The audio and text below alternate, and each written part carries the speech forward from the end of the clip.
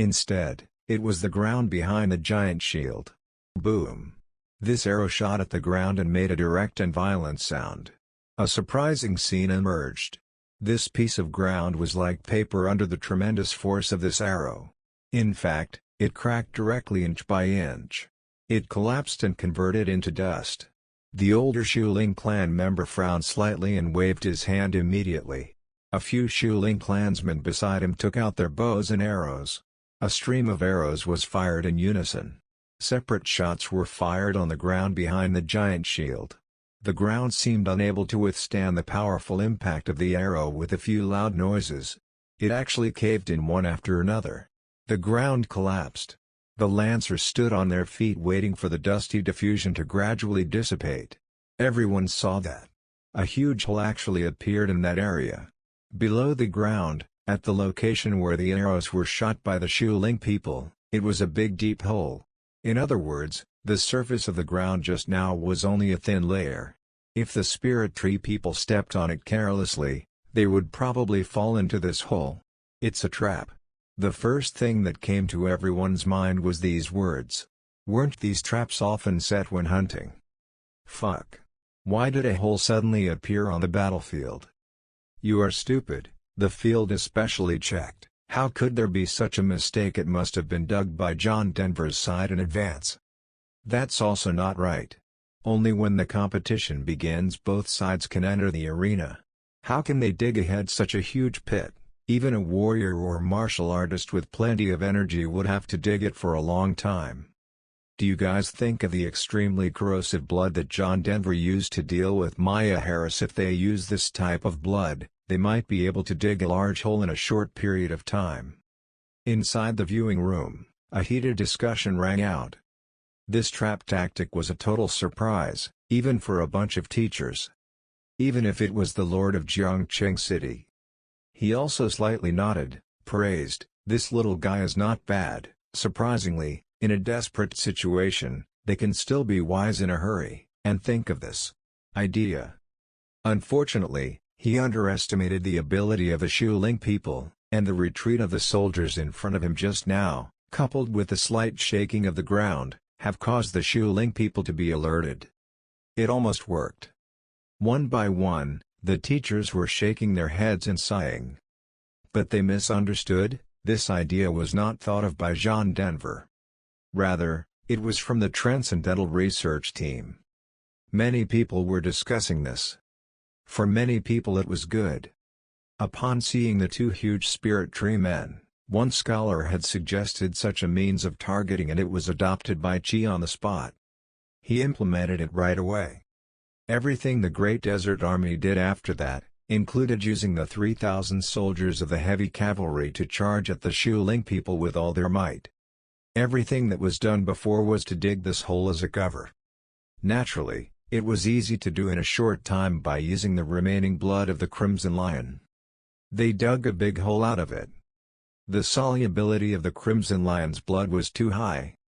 However, even the bones of transcendent individuals could not block it, not to mention the clay and ordinary stones. It drained all the Crimson Lion's blood. And the results were still nothing. The slight shaking of the ground and the subtle sound produced underneath when the lancers retreated. It was still a very sensitive Shuling person who perceived it. A lot of people in the Transcendental Research Team looked regretful.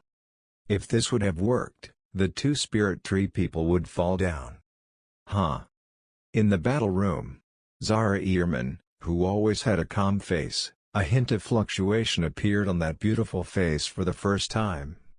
Even if the two spirit trees fell into the deep pit, it was not that big of a deal. Keep shooting arrows and stop them. She did not change his face from the beginning to the end. He was still in command with a strong voice. After seeing these two deep holes, there was also a hint of anger on the faces of many Shuling people on the spirit tree. How dare they backstab us? Go around from both sides and crush them. The elder Shuling clansmen shouted loudly. The two spirit tree people slowly moved their bodies. Since there was a deep pit in the middle, only one tree man could go from one side. They were going through from the left and right side to close in on the Great Desolation Army's position, then deliver the final blow. The Great Desolate Army didn't sit back and wait. The rain of arrows, giant crossbows, and kerosene spells continued to pound through with desperation. The heavy cavalry in the rear also reformed. Once again, they were rushing for their lives.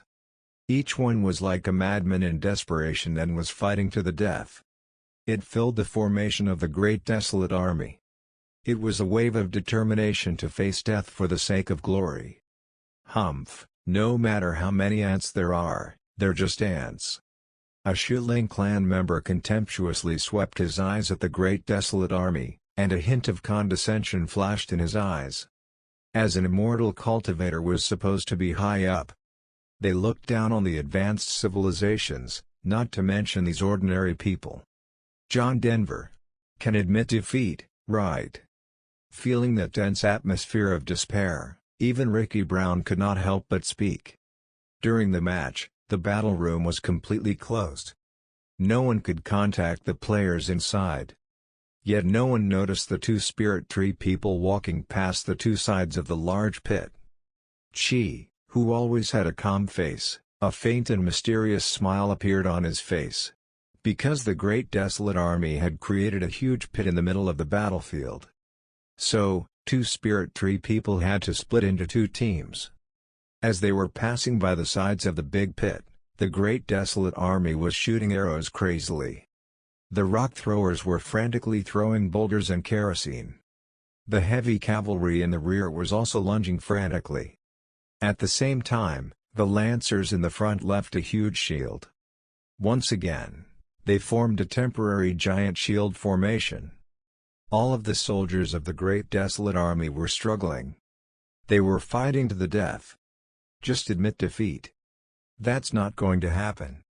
The audience outside the arena supporting John Denver was clenching their fists. Reluctantly, they were looking at the scales of victory. It was tipping over to Zara Ehrman little by little. It was just like in the previous life, fans were watching the final match of the National Football. Behind the Great Desolate Army, Chi and the Transcendental Research Team's faces were still unchanged.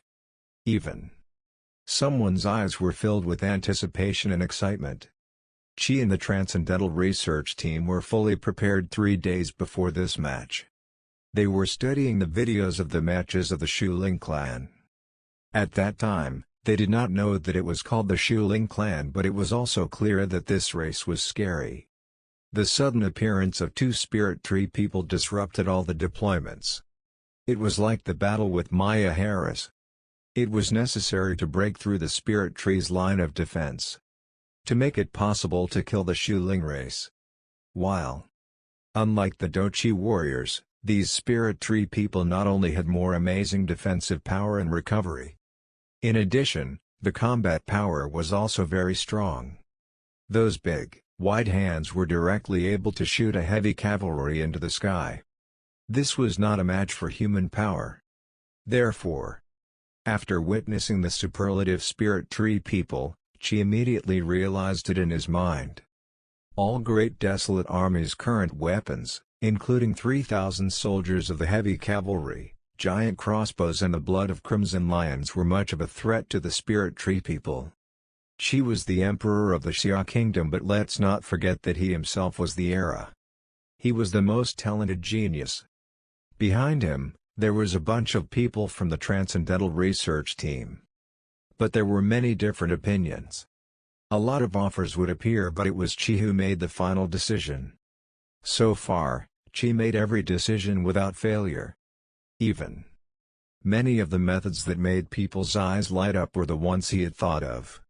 After realizing that conventional weapons were of no use, Chi was the first to make a decision. He sighed inwardly and commanded the guard team for gunpowder. It was mobilized since the production. It had been sealed. No one could move it, except for Chi. Chi considered this weapon the beginning of the devil. In fact, in the previous life, all black powder was for military use. It ended the era of cold weapons, leaving the pride of the cavalry beyond redemption. After this, the era of thermal weapons was activated. It was a highly lethal weapon. They started to be born one after another. It was also bringing huge casualties to humans. To reduce the possibility of being discovered, no one could move it except for Chi and the Transcendent Research Team. It was not leaked to any of the soldiers of the Great Desolate Army. All the soldiers of the Great Desolate Army only knew to follow Chi's orders. They were desperately sniping at the two approaching Spirit Tree men. Arrow rain, giant crossbow, kerosene, heavy cavalry, etc. All of this, including the deep pit, dug with the blood of crimson lions, was all just to cover for the true killing move of gunpowder. Even if the Spirit Tree people did not fall into the pit, it didn't affect the final plan in any way. In order to deal with the thick and sturdy Spirit Tree people, Chi's heart was ruthless. He directly used all the gunpowder. This is thousands of pounds, right? Inside the battle room, Chi made this move privately. Naturally, all under the nose of John Denver. Seeing the huge amount of black powder, John Denver couldn't help but be a little staggered. This was to mean. This equivalent amount was impossible to compare with modern gunpowder from the previous life. But under high equivalence, its power would be really quite scary. This gunpowder was already placed by Chi's personal guard when they were digging the hole. It was personally placed on both sides of the hole. Rock wall. Each side had thousands of kilograms of black gunpowder. At this time, two Spirit Tree people, with huge body sizes, were walking slowly above these gunpowder. To disguise the smell of gunpowder, Chi ordered the archery team to come a little earlier. They started firing a lot of arrows with the blood of crimson lions. The strong smell of the blood of the crimson lion covered up all the surrounding smell. Even the Shuling people who had a keen sense of smell were not able to smell what was buried underneath. It was like gunpowder with no obvious smell. Warriors of the Great Desolate Army, where is your courage? Seeing that the time was right, Chi directly raised his long sword high in the air and shouted angrily. Fight! Fight! Fight! This was the response of the Great Desolate Army. The sound vibrated high in the sky like a thunderclap. It resounded throughout the battlefield. This shout from Chi was not to inspire the fighting spirit of the Great Desolate Army.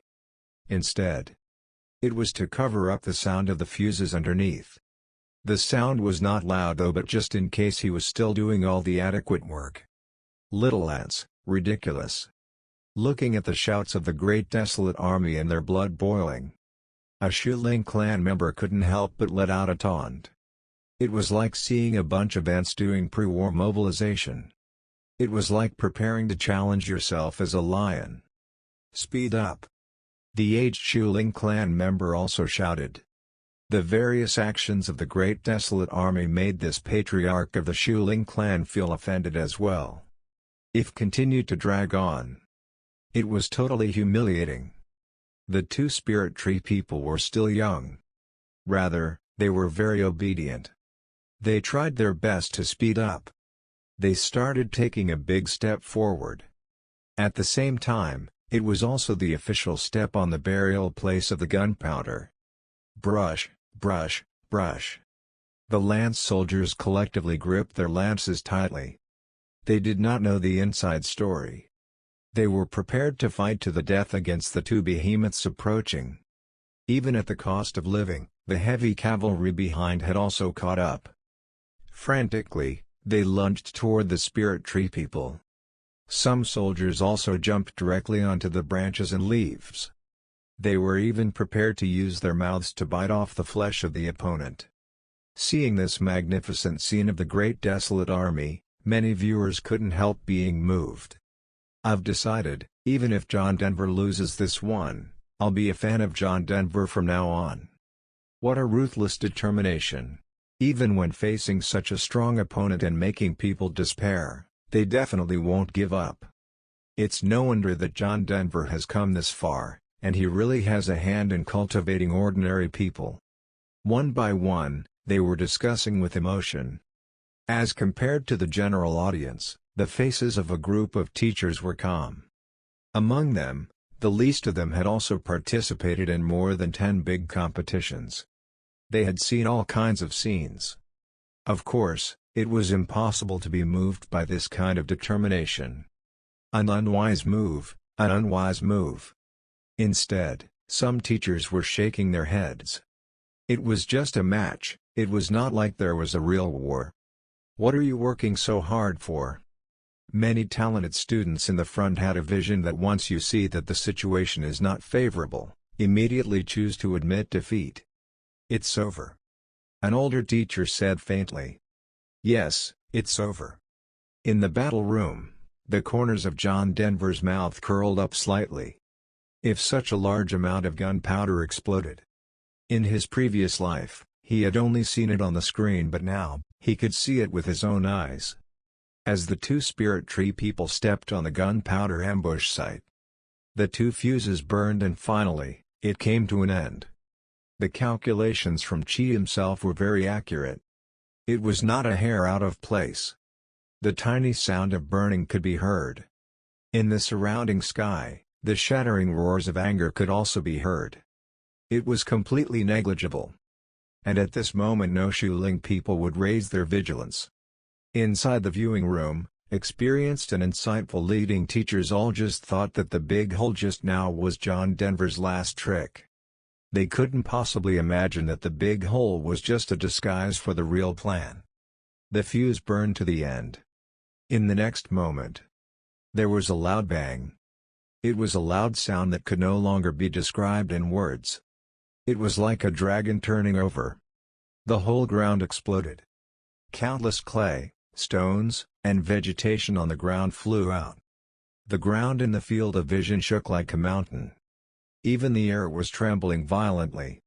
That amazing and terrifying power was only through the projection, but it made people tremble. Not to mention the crowd on the battlefield. At the command of Chi, the rest of the great desolate army had long since crouched down. They were hiding behind the giant shield formation. These giant shields were made with the last bit of vibranium. Under the power of two huge explosions, it was instantly black. Immediately afterward, they were broken by inches. The lancers were close behind. They were directly blown away. The horrific explosion was accompanied by. The sky was full of dust and ashes. On the ground, a huge hole was blown open. Everyone, including Chi himself, witnessed this apocalyptic scene in disbelief. In the previous experiments, the gunpowder used was not of such a large amount. Is this the true power of gunpowder? I seem to have activated a devilish weapon. But Chi murmured to himself, a look of determination flashed in his eyes, and said, "For the glory of the Father, everything is worth it." How scary! It's terrifying. This is that legendary weapon. The people of the Transcendental Research Team were amazed. Not many people had witnessed the gunpowder experiment. Most of them only heard about it. A team led by Chi himself developed a destructive weapon. At that time, many people just laughed in disdain when they heard about it. They thought it was an exaggeration. But seeing it in person today, they knew that such weapons really existed in this world. And in front of the explosion of thousands of pounds of gunpowder, even if it was two giant spirit tree men, it was still tipped over too. They were plunged directly into the big hole below. The entire tree person was blown up and scorched black. Who knows how many branches and trunks were broken. The dense foliage on top was almost half ruined. They were not dead for now, but also seriously injured. The 500 Shuling people standing on the spirit tree people were not much better. The branches and leaves helped them resist a part of the impact. But that remaining impact was also enough to lift these Shuling people right off the ground. Some people were blasted into the sky and landed heavily on the ground. And the other part was planted together in the big pit. At this time, that white skin had long become pitch black. The clothes were in tatters. There were a few Shuling people who were close by. Their bodies had been torn apart. The mutilated corpses were hanging from the branch like dried meat in the wind. It made one's heart skip a beat. The warriors of the Xia Kingdom, attack! Qi did not bask in the excitement of the success of his plan. He directly swung the long sword and ordered loudly. He knew that this was the weakest moment for the Shuling people and the Spirit Tree people. If he did not attack now, then when? Inside the viewing room, the voice of discussions disappeared completely. Silence. Pin-drop silence. An unprecedented silence. It was so quiet that one could hear a needle falling to the ground. Everyone, including teachers and leaders and the strongest people of each power, even the Lord of Jiangqing City, got up from their seats. They were staring at the picture in the projection without blinking. What emerged on their face was a strong look of shock. When John Denver fought against Maya Harris before, the final result was an ongoing process. He made people feel prepared. Then, this time, it was an instantaneous explosion. Thousands of pounds of gunpowder were generated in an instant. Not only the two spirit trees and the Shuling people were overturned, the people watching the battle were completely shocked. As a leading teachers, each of them was not weak. They had naturally seen more and more powerful things. However, this grand competition was just a month after awakening. Such power was totally unimaginable. If you talk about the spirit tree and the spiritual talisman, it was still acceptable. As for the explosive power of gunpowder, not a single person was prepared. This was something that should not appear in this kind of arena. After a long silence, finally, someone broke out. "What is this thing? Am I seeing things? What was that explosion just now? Can someone tell me what the hell is going on here?" Everyone revealed a strong look of confusion. No one could have imagined the amazing power of gunpowder. No one could see it either. This world was no such thing as gunpowder. Even the teachers who had seen a lot of things were also staring closely at the projection. They were trying to get a good look. The violent explosion just now. What the hell was going on? Above the battlefield, as the smoke and dust descended from the sky, the scene in the field became clear again. Within the large pit, two spirit tree people were already on the ground. For a short time, it was difficult to recover from this. On the spirit tree people, there were a lot of broken clothes, broken arrows and broken human torsos.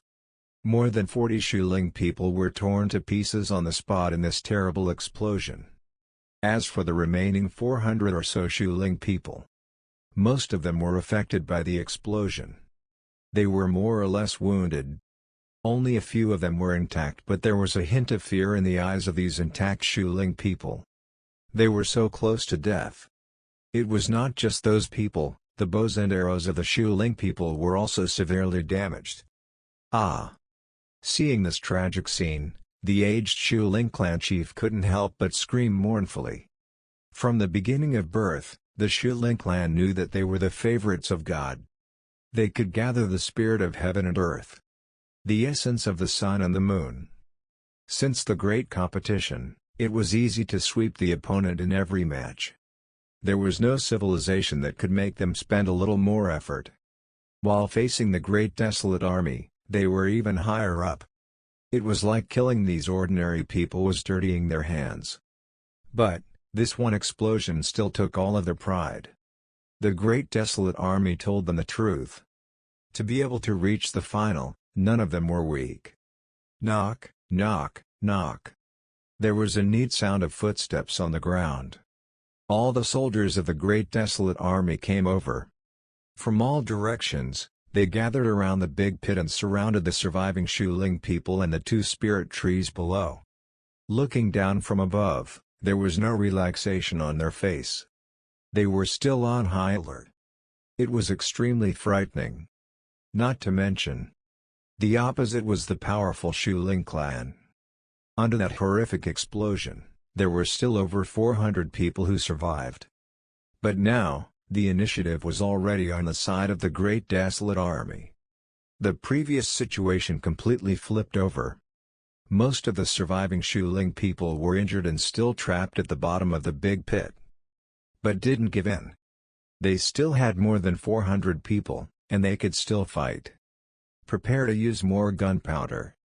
Chi stared at the Shuling people at the bottom of the big pit and shouted loudly. Gunpowder. This terrible thing is called gunpowder. There is such a thing, how come I never heard of it? It should be made by the civilization of ordinary people that John Denver built, right? Unbelievable. An ordinary human civilization is capable of giving birth to such a terrifying weapon. As the words of Chi fell, the viewing room immediately boiled. After the explosion just now, people were in shock. The biggest confusion was what this powerful thing was. Now, after hearing the words of Chi, they knew. It turned out to be an unprecedented weapon. Gunpowder. The city lord of Jiangqing was also chewing on this new term. In his long career, something that could make him take a closer look was not many left. As for the big competition this time, there was more than one such experience. With this order from Chi, the guards behind moved. A few more large sealed boxes were brought over. The amount of gunpowder just now was more. A few moments later, in the battle room, Zara Ehrman's voice sounded, "I admit defeat." A white flag rose up on the battlefield on the side of Zara Ehrman. Looking at this white flag, Chi breathed a long sigh of relief. In fact, all of the gunpowder was used up in the explosion just now. Chi's command was just for bluffing. Even if these Shuling people were trapped in the big pit, it was impossible to actually beat them without paying a huge price. In order to make the Shuling people lose their fighting spirit, Chi had to resort to the trick of bluffing. As a result, it worked. Everyone agreed. The few large boxes carried by the personal guard must have contained such horrible weapons. In fact, there were just a few big rocks inside. Shuling people and Zara Ehrman were hit. They could still fight, but even if it was humiliating to admit defeat, they surrendered to ordinary people because they didn't want to experience it again. That terrible weapon. The warriors of the Xia Kingdom, we won. Chi stood on horseback, raised his long sword, and shouted loudly. All the soldiers of the Great Desolate Army and the Transcendental Research Team cheered in unison. Some of them even shed tears with excitement. This trip to the grand competition, in which there were 9 group matches, 5 elimination matches, was completely over. They won all the matches. Finally. Take the glory. Well done. John Denver also could not help but open his mouth in praise. The victory of the Great Desolate Army was not beyond John Denver's expectation, but doing it so perfectly was rare and valuable. The performance of the Great Desolate Army this time also made John Denver realize that the human beings born on the Blue Star seemed to be more powerful than the human beings of the former Earth. It was not just about physical fitness, but the spirit, willpower, fighting spirit, hard work, self-confidence, etc. All were way higher. With Zara Ehrman's own words to admit defeat, inside the viewing room, it was more like a gunpowder explosion blew up right away. Won. We won. A little fan of John Denver shouted excitedly. Ha! Black gunpowder is awesome. John Denver is awesome. Too awesome. I heard that you are the most demonic Zara Ehrman in the history of Jiangqing. I heard that you are an immortal civilization cultivator or a Shuling clan with a heavenly born spiritual body and 2 spirit tree people, so you are still smashed. The most demonic, ridiculous. It's John Denver who broke the diameter record of the awaken planet. The most evil one is John Denver. That's right, are they all blind? Can't you see that the one who broke the record is John Denver, and actually said that Zara Ehrman is the most demonic? Still upset? What's upsetting? Isn't it a very normal operation for the number 1 player to defeat the number 2 player?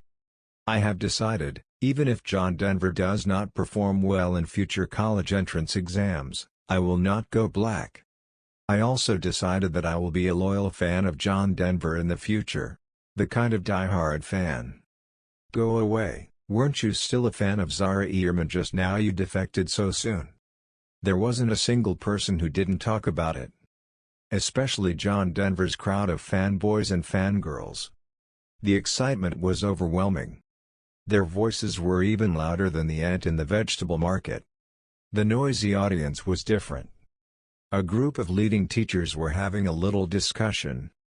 If we talk about the previous battle between John Denver and Maya Harris, the teachers were shocked. Then, this battle. It was just rocking. The kind of shock was carved into the marrow of bones as the playback projection played. These teachers were also gradually seeing that from the beginning. On the side of the Great Desolate Army, the strategy for the whole match was for the final release of this powerful weapon called gunpowder. All means and steps were for this purpose. Even if a large hole was secretly dug underneath, it was considered to be a stroke of wisdom in a hurry. In fact, it was part of the plan too.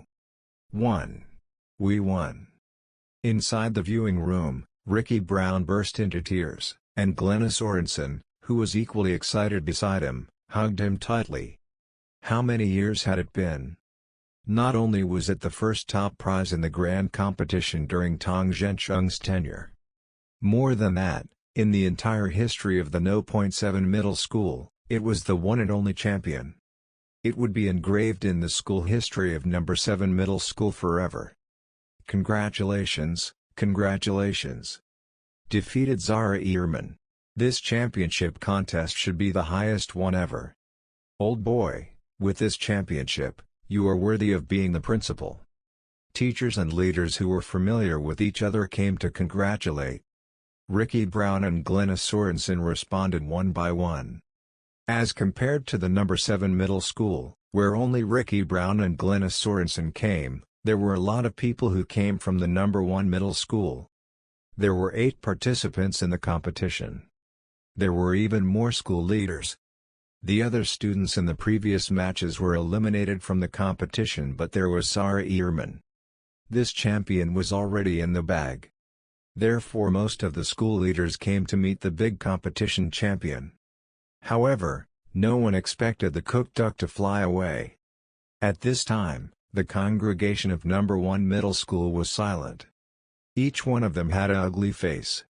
Ha ha ha, Teacher Landgruder. Glenna Sorensen took the lead and walked towards the teacher Landgruder, who was leading the team, extended his hand and said with a smile on his face, "We won the championship this time thanks to the kind words of Mr. Landgruder. If not for your kind words, I'm afraid our John Denver from the No. 7 Middle School won't have gotten the championship."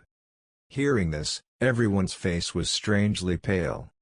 Previously, before the final match between John Denver and Zara Ehrman, many people saw Landgruder's mockery of Ricky Brown in the No. 7 Middle School.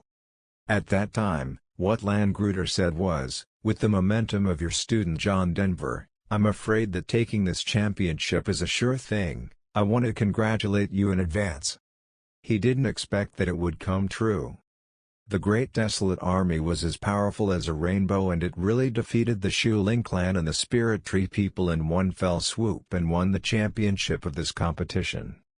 The school leader next to him even stared at Landgruder with an unfriendly gaze. He just wanted to tear this guy's mouth to pieces on the spot. Who told him to talk nonsense? Landgruder's face had become more than ugly. It was dark like the bottom of a pot. The lineup of No. 7 Middle School this time was the most luxurious session in the history. There were 8 students and all of them made it to the top 32 in elimination rounds. More than that, there was a bug, Zara Ehrman. So, the position of the leading teacher had been contested by many teachers.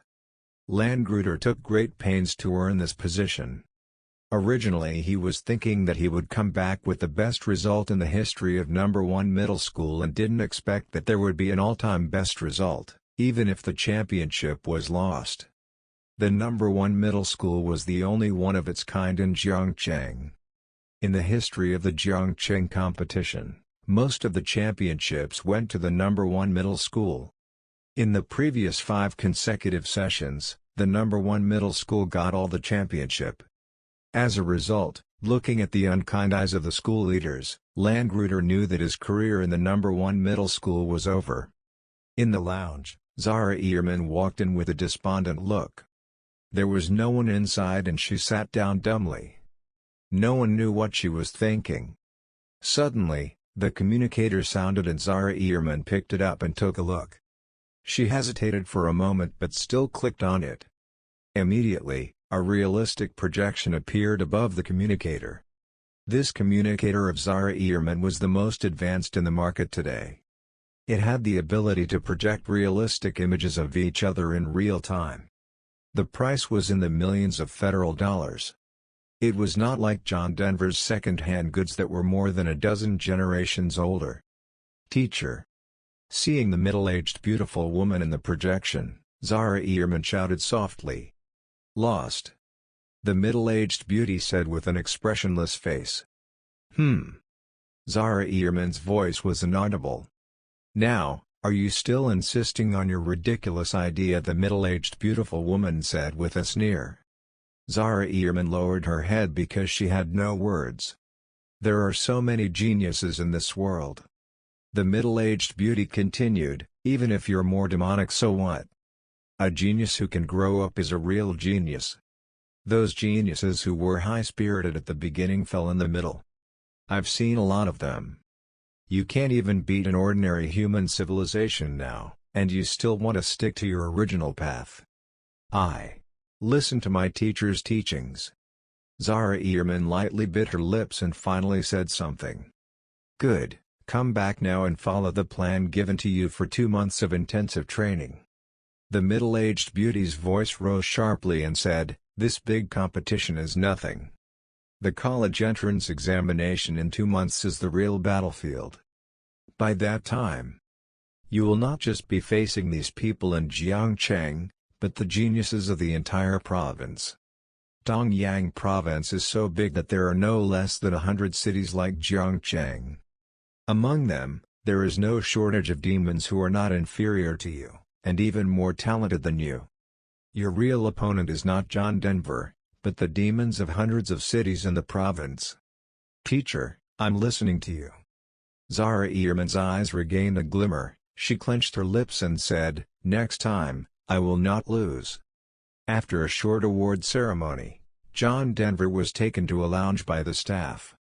Inside the lounge, there were a bunch of teachers and leaders standing around. At the head of the group was a tall man. The Lord of Jiangcheng City. Ha ha ha, good boy. As soon as John Denver entered, the Jiangcheng City Lord slapped him directly. He slapped John Denver heavily on the shoulder and laughed, even I didn't expect that you would be able to defeat that girl Zara Ehrman and take the championship of this competition. I was just lucky. John Denver made a polite remark. It's too modest. The champion of the grand competition has never been won by luck. If you can defeat Zara Ehrman, that's your strength. Jiangcheng City Lord smiled. Immediately looking at John Denver, his tone calmed down and asked, are you willing to enter my sect? Of course, it is not a formal apprenticeship, but a registered disciple. The teachers next to him were not surprised. In the previous big competition reward, just one of them was personally taught by the Lord of Jiangcheng City. The meaning was obvious, this year's session was the most monstrous one in history. Even the Jiangcheng City Lord was a bit moved. So, there was such an extra reward. That. John Denver blinked and said with some embarrassment, can we change the reward? Hearing this, Ricky Brown and Glenna Sorensen almost wanted to reach out and slap John Denver's face. Jiangcheng City Lord rarely accepted disciples, not to mention honorary disciples. Even if he wanted to get his guidance, that was also very difficult to do, not to mention the registered disciple. As long as nothing unexpected happened, it was only a matter of time before he became a full disciple, a disciple of a 5th-level planet master. Who wouldn't be impressed? But he actually refused it.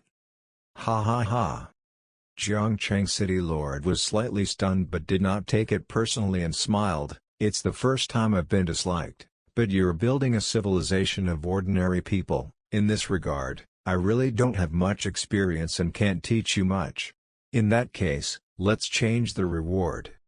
Seeing that the Jiangqing city lord was not angry, Ricky Brown and others were slightly relieved. "Thank you, city lord." John Denver naturally would not accept any named disciple. There was a deduction system. Besides, the evolution of Blue Star was primed to be on track. According to the previous regulations, this time, the rewards of the grand competition were exceptionally generous. There were 3 in total. 100 million federal dollars in cash. Eligibility to pick any one treasure from the city lord's treasure trove. As well as the personal teaching of the Lord of Jiangqing City. Of these 3, the most valued by Ricky Brown and other geniuses was the last one. But for John Denver, the first 2 were the key, especially the 100 million federal dollars. That represents 100 parts of the original power. It was enough to keep John Denver from having to deal with the headache of origin power for a long time in the future. It could also make Blue Star evolve for a long time. Soon, at the insistence of Ricky Brown, John Denver was sent to the city lord's mansion by a rune car from No. 7 Middle School. This was a large building that resembled the Gothic style of the previous life. One couldn't even see the end. In the city lord's mansion, someone had already come up to greet them. It was an old man dressed in black. John Denver couldn't help but glance at the aura on his body. Surprisingly, it was not even close to Tang Zhensheng. It was at least a level 4 planet master. At the prompt of Ricky Brown, John Denver just realized that this old man in black was actually the butler of the city lord's mansion. It also showed the Jiangqing city lord's attention to John Denver. "Please come with me." The old butler did not take John Denver lightly because he was young. He invited John Denver inside, very politely. He took John Denver to the legendary treasure house of the city lord. Rumor has it that as the strongest person in Jiangqing, the Jiangqing city lord is very powerful. John Denver remembered what Ricky Brown said on the road.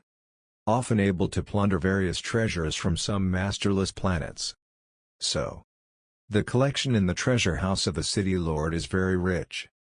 But this is also the most important place in the entire city lord's mansion, and it is very heavily guarded. Even Principal Tong is not qualified to come in once. While thinking about it, he followed the old butler and stepped into the door of the treasure trove. The scene inside lit up John Denver's eyes. This was a huge hall. He couldn't even see the end of it at a glance. In the middle of the hall, there was a setup with a clear crystal. It was sealed. It was a treasure that was extremely rare to see in the outside world. "These are the collections of the city lord," the old butler introduced. "Can I pick any of them?" John Denver asked. "Of course, you can pick any one of the treasures here, but within an hour," the old butler said. Beneath that ancient, unruffled face, it seemed to carry a hint of an inexplicable smile. Sure enough, John Denver couldn't help but complain in his heart because it wasn't that good. In the treasure house of the city lord everything was not very valuable either. Some things were just relatively rare. Or it could be said that the city lord of Jiangqing had his eye on it. Once picked badly, it might not even sell for a few dollars. That's right. For John Denver, the most important purpose of selecting treasure was to sell it for money because the treasure was of little use to him. As he had only 1 hour, John Denver quickened his pace. He quickly looked at them one by one. To be honest, John Denver did not recognize any of these treasures. There was no way because he came from the bottom of the social ladder. It was good to be able to read, but it was naturally impossible to have any insight. However, John Denver still had a system. Immediately, John Denver was prepared to call out the system. "System, help me deduce that in this treasure house of the city lord, the most valuable." Not right. Thinking about it, John Denver changed his mind and said, "What is the most beneficial treasure for the development of the Blue Star?" After a few moments, the result of the deduction came out. Deduction result, Number 81. Number 81. John Denver raised his eyebrows and quickly walked to the treasure of number 81. It was a giant creature sealed by a crystal. Inside the treasury of the city lord, it was not just about having all kinds of valuable items. There were also precious transcendent creatures captured from various planets by the lord of Jiangcheng City. What made John Denver feel a little strange was that, outside this crystal there was only a simple number identification. There was not any description of this creature. The old butler's face became weird as he saw that John Denver actually stopped in front of this creature.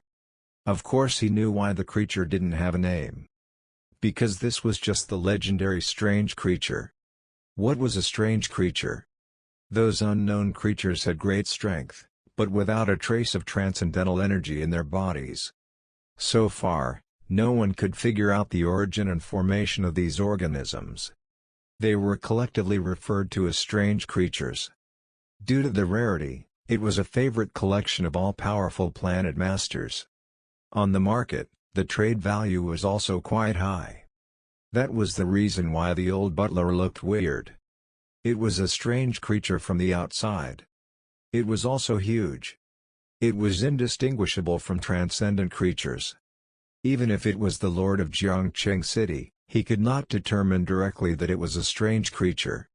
And John Denver, a high school student who had just awakened the planet for a month, how could he recognize it? The old butler was somewhat unconvinced. Coughing slightly, he came up and said, "Do you want to pick this one?" "Yes." John Denver nodded. Listening to the system was certainly right. "Do you know what kind of creature this is?" The old butler looked at John Denver and asked. "No idea." John Denver said truthfully. Although the system thought that the most preferred one was this huge unknown creature in front of him. However, no specific information was given. John Denver really did not know. "No idea." The old butler was slightly stunned, and then asked, "You don't know, and still choose this one?" "Just a feeling." John Denver smiled faintly.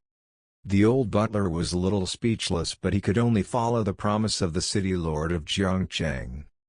John Denver could take anything he wanted to take. The old butler moved his right hand lightly. The sealing crystal of this huge creature was rapidly shrinking. The old butler handed it to John Denver and said, "The shrinking of the sealing crystal requires a large amount of origin power, and the higher the multiple of shrinking, the more origin power is consumed, so after you take it back, try to find a place and restore it." John Denver said thanks and took away the crystal. Under Ricky Brown's insistence to personally pick him up, John Denver went back to his relief house. The house was too small. John Denver could only enlarge the sealed crystal to a size that the room could just fit. "Gotta get rid of this thing fast." John Denver thought darkly for a moment and then he asked the system, "Help me deduce the origin of this creature." The results of the deduction came out quickly. Atomic dinosaurs, strange creatures born by accident on an unknown planet. Atomic dinosaurs. Seeing this term, John Denver's expression turned a little weird. Was this creature the atomic dinosaur from those movies and TV series from the previous life? This kind of thing had only appeared in film and television productions, so John Denver could not be sure. Fortunately, there was a deduction system. John Denver directly asked, "System, help me deduce the biological characteristics, species category, body composition, and genetic sequence of this creature." John Denver said a whole lot in one breath. The system, on the other hand, continued to respond. After a few moments, the results were out. Looking at this huge pile of dense text, John Denver couldn't help but raise an eyebrow. He could only browse through it carefully. After reading it, John Denver became more convinced of his previous guesses. This creature is not quite the same as the atomic dinosaur in my memory, but John Denver muttered, "Many characteristics still have similarities. That means it's hard not to. Is this creature a more primitive atomic dinosaur?" In terms of strength, the creature wasn't strong either. There was nothing special about the ability. It was just that the body was bigger. It could be said that it was no different from ordinary dinosaurs. System: deduce the most suitable time and place to cultivate this atomic dinosaur on the blue star. John Denver continued to ask. Previously in the City Lord's treasure house, what John Denver claimed was the most beneficial treasure for the development of Blue Star. The answer given by the system was this atomic dinosaur. Apparently, it should be possible for this atomic dinosaur to survive on the Blue Star. Soon, the system gave the answer again. This time, John Denver just took a look at this result and did not continue to dig deeper because he had something more important to do now. When he was getting back to the Chi of the Xia Kingdom, he ran out of gas. In the capital city of Xia Kingdom, the palace was heavily surrounded by the Great Desolate Army. No one was allowed to fly in. The soldiers of the Great Desolate Army had no joy in just winning. Instead, it was replaced by a heavy sadness. Shortly after returning from the triumph, there was not much time left for Chi. After these continuous battles, he was exhausted. He came back to the palace and after a short celebration ceremony, he collapsed. Han and all the princes, concubines, and ministers all knelt outside the palace. Everyone was silent because everyone could see that Chi was already running out of life. He had reached the end of life. In these last moments of life, Chi asked the guards to drive everyone out of the room. The only thing that left many people wondering was that the air shook for a moment. John Denver appeared. Father. Every time he saw John Denver, Chi was extraordinarily excited. This time out of excitement, there was more than a hint of relief. The task given to him by John Denver was completed successfully. Chi silently watched the air. There was hope in his eyes. In his head, he recalled the first time he was called over by his father, the moment he saw the father and all that he followed. John Denver was not just his guide or the closest people. You have done a good job, and your achievements are not inferior to that of your father. There was no text displayed from John Denver this time, instead, he used the air. He was vibrating out the sound. Hearing these words from John Denver, a small smile appeared on Chi's face. He closed his eyes without any regrets and passed away. Chi's biggest wish was nothing but John Denver's affirmation. The death of Chi opened a new chapter of the Xia Kingdom. Later generations had a very high opinion of Chi. It was the budding era of technological development. It laid a solid foundation for the establishment of many subsequent disciplines. According to Chi's last words, Chi's body was buried in that one mountain range outside the planet Passage. Starting with Chi, this became the final home of a succession of emperors. Later generations called it Royal Tomb Mountain. It was also in line with the saying, "The emperor guards the gate of the country, and the king dies in the society." The 30,000 soldiers of the Great Desolate Army were not abolished. They directly moved to Royal Tomb Mountain. As the defending troops, they continued to exist. The burial of Chi was short. The captain of Chi's personal guards was also his childhood companion and most trusted person. With a box, he walked into the barracks of the Great Desolate Army. He took out a small black token from the box. "This is..."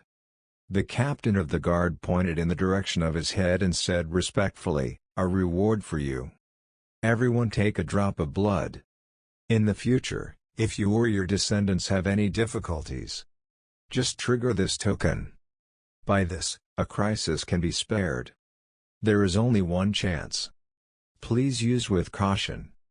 As the captain's voice fell, the eyes of all the soldiers showed a trace of shock. Having participated in the grand competition, soldiers of the Great Desolate Army had been convinced that behind Chi, there was a god standing. After the big competition, Chi naturally did not forget the generous reward of the Great Desolate Army. He left a token for each of these soldiers. On the token, there was a mark printed with the power of the origin. As soon as it was triggered, they could touch the power of the origin in it. This very small amount of power of origin could mobilize the surrounding time and space, moving this person directly to another uninhabited place. In other words, the effect of this token was not that powerful, it could only allow one person to temporarily survive. But because no one would try it, all of them were treated as divine objects. It was treasured at the highest standard. These soldiers were also aware that this token was a life-saving item. More than that, it could be passed on and could only be used once. As a last resort, no one wanted to use it. Shortly after the death of Qi, Han officially succeeded to the throne. In this succession to the throne this time, there were no twists or turns. The brothers and sisters of Han were mediocre people with little ambition, and Han followed Qi and participated in the competition. A part of the reputation was already established.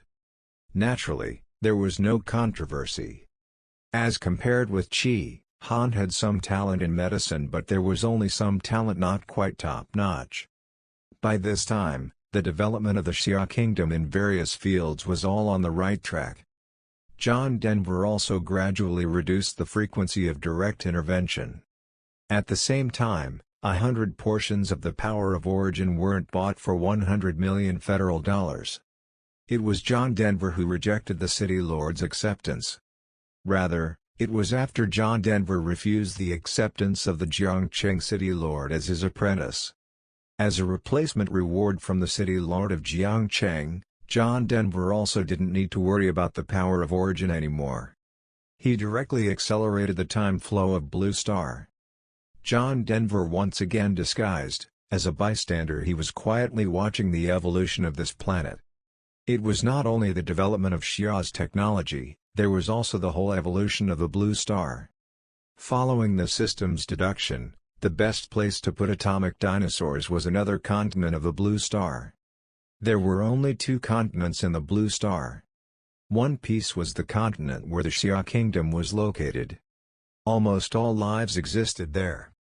The other piece was much smaller. This piece of land was created shortly after the birth of life on the Blue Star. But at that time, it was a small island that couldn't be any smaller. With the evolution of the Blue Star, it was gradually getting bigger. This speed was accelerating even more, but as compared with the land where the Xia Kingdom was located, it was just a little bitty. There was a turbulent sea between this land and the Xia Kingdom. No one could cross the great waves to get here. It gave the opportunity for the complete development of life on land. Due to the different environments, the life born on this piece of land was also not the same as on the main continent. Let's call it the first continent and the second continent, and then name it later. John Denver named this scrap. For the time being, the 2 continents were given such names. In this era, no one had noticed the formation of the second continent yet. Within the Xia Kingdom, people were focused on recuperation. Han also did not forget Qi's explanation. He also took scrupulous things as the foundation of the continent. Various disciplines had been further developed. Some interesting inventions were popping up like bamboo shoots after rain. Within 10 years under Han's rule, the elements of the periodic table were proposed for the first time, and the concept of elements was fully formed. Within 12 years of Han's rule, some scholars had discovered the laws of heredity. This discovery laid the foundation for genetics and the subsequent concept of genes. But it was just a discovery. The lack of adequate equipment made subsequent research progress slow. Within 15 years of Han's rule, there was a famous experiment done by a young scholar. The scholar climbed to the top of a leaning tower in the capital and threw an iron ball weighing 100 pounds and a 1-pound ball at the same time. Everyone thought that the 2 iron balls would fall to the ground almost parallel to each other, but with the results of this experiment, everyone present was dumbfounded and at a loss of words. This beautiful story, which was hailed as the Leaning Tower test by the scientific community in the future, had proved by the fact that objects with different weights falling from the same height would not land at the same time. This overturned the misconceptions of many previous scholars. The foundation was laid for the law of free fall, which was recognized later. Within 20 years under Han's rule, It was a year of great explosion in various disciplines. This year, to celebrate the 20th anniversary of Han's accession to the throne, each discipline was officially established. Medicine, physics, chemistry, biology, materials science, and a dozen other disciplines were established. Under Han's personal will, the final naming was completed. Behind these disciplines, there was another discipline that was not publicly available and for which Han was personally responsible. Was not a pharmaceutical category. Rather, it was the discipline of transcendental studies. Han did not forget that beyond the Blue Star, there were other worlds too. The Transcendental Institute was still operating normally. It was just that, it had been 20 years and not once did Father's instructions appear. As the saying goes, the top was the bottom. Because Han himself was an expert in medicine. So medicine had been sufficiently developed during the reign of Han. The School of Medicine became the most popular school. Various departments also gave the red light to research in medicine to a greater or lesser extent. This led to the development of other disciplines as well. Within 50 years under Han's rule, the technology explosion since the beginning of Qi was caught in a bottleneck. Part of the reason for this came from the resource constraints of the Blue Star itself. This time, the population of the Xia Kingdom had exceeded 1 million people. The area of Blue Star had grown a lot. Iron ore began to be discovered. But there were still very few reserves. As for the other metals, the categories came together. There were some that had not even appeared in John Denver's previous life on Earth. But most of the reserves were not enough. A lot of equipment could not be manufactured. The main reason for that was the atmosphere of the entire Xia Kingdom that was slowly changing. The frail Han had been in place for so many years and he was also getting old. The latter was more concerned with the maintenance of the body. There was little energy to care about the development of various disciplines. The research was started that was focused on extending life. There was a sudden explosion in its growth during this time. All the officials shouted the slogan of extending life for Han and supported the research of life science. However, some officials had used this slogan to start all kinds of corruption and enrichment in private. When John Denver saw that the development of the discipline was once again out of balance, he still did not intervene. For John Denver, this kind of story had long been accustomed to seeing in the history books of his previous life. This was the inevitable trend of historical development and there was no need to spoil it. As the saying goes, the old doesn't go away and the new doesn't come. John Denver's gaze at this time was more on top of the second continent. There, more and more lives were emerging. There were weak rats. There were also giant creepy crawly creatures. The time has come. John Denver took the sealed crystal into his hand. He was waiting for the time period which the system deduced. He threw this sealed crystal in, by using a trace of the power of the origin. It was thrown on the second continent. According to common sense, no object could enter the planet from the outside world unless the crystal was used to seal the item. To seal an item, it required a powerful planet master to control. So, the sealed crystals were very expensive. In addition, in the early stages of planet development, any external objects could destroy the ecological balance of the planet. The only exception was John Denver, who had a deduction system. This atomic dinosaur was thrown to the second continent. It woke up soon and looked at this strange illusion. After yelling a few times, he actually looked directly for a hidden place and went to sleep. As the largest creature in size here, this atomic dinosaur was not ambitious at all and did not go out hunting much. He was just lying lazily in the same place in the sun every day. It got some water only when it was thirsty. When it was hungry it went to the nearby lake and caught some fish for his belly. John Denver was speechless when he saw that lying flat posture. John Denver directly named this atomic dinosaur, Lan. Over time, there was a growing variety of life there. There were many species, all were not present in his previous life on Earth. John Denver roughly judged what kind it was only by appearance. John Denver felt that the evolution of the Blue Star was moving in a different direction than it did on Earth in his previous life. Land was still very lazy, but it still couldn't resist the nature of animals. After a passage of time, spring arrived and all things were revived. It was animal mating season again. Land, while basking in the sun, a silly look flashed in his eyes when he was staring at one of the animals at the lake. Finally, after some fierce struggle, Lan was laying on the back of a large reptile that looked like a lizard.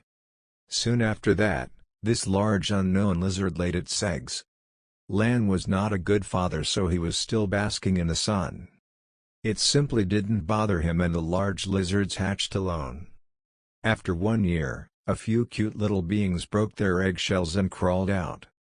The newborn little life was simply impossible to tell who was who.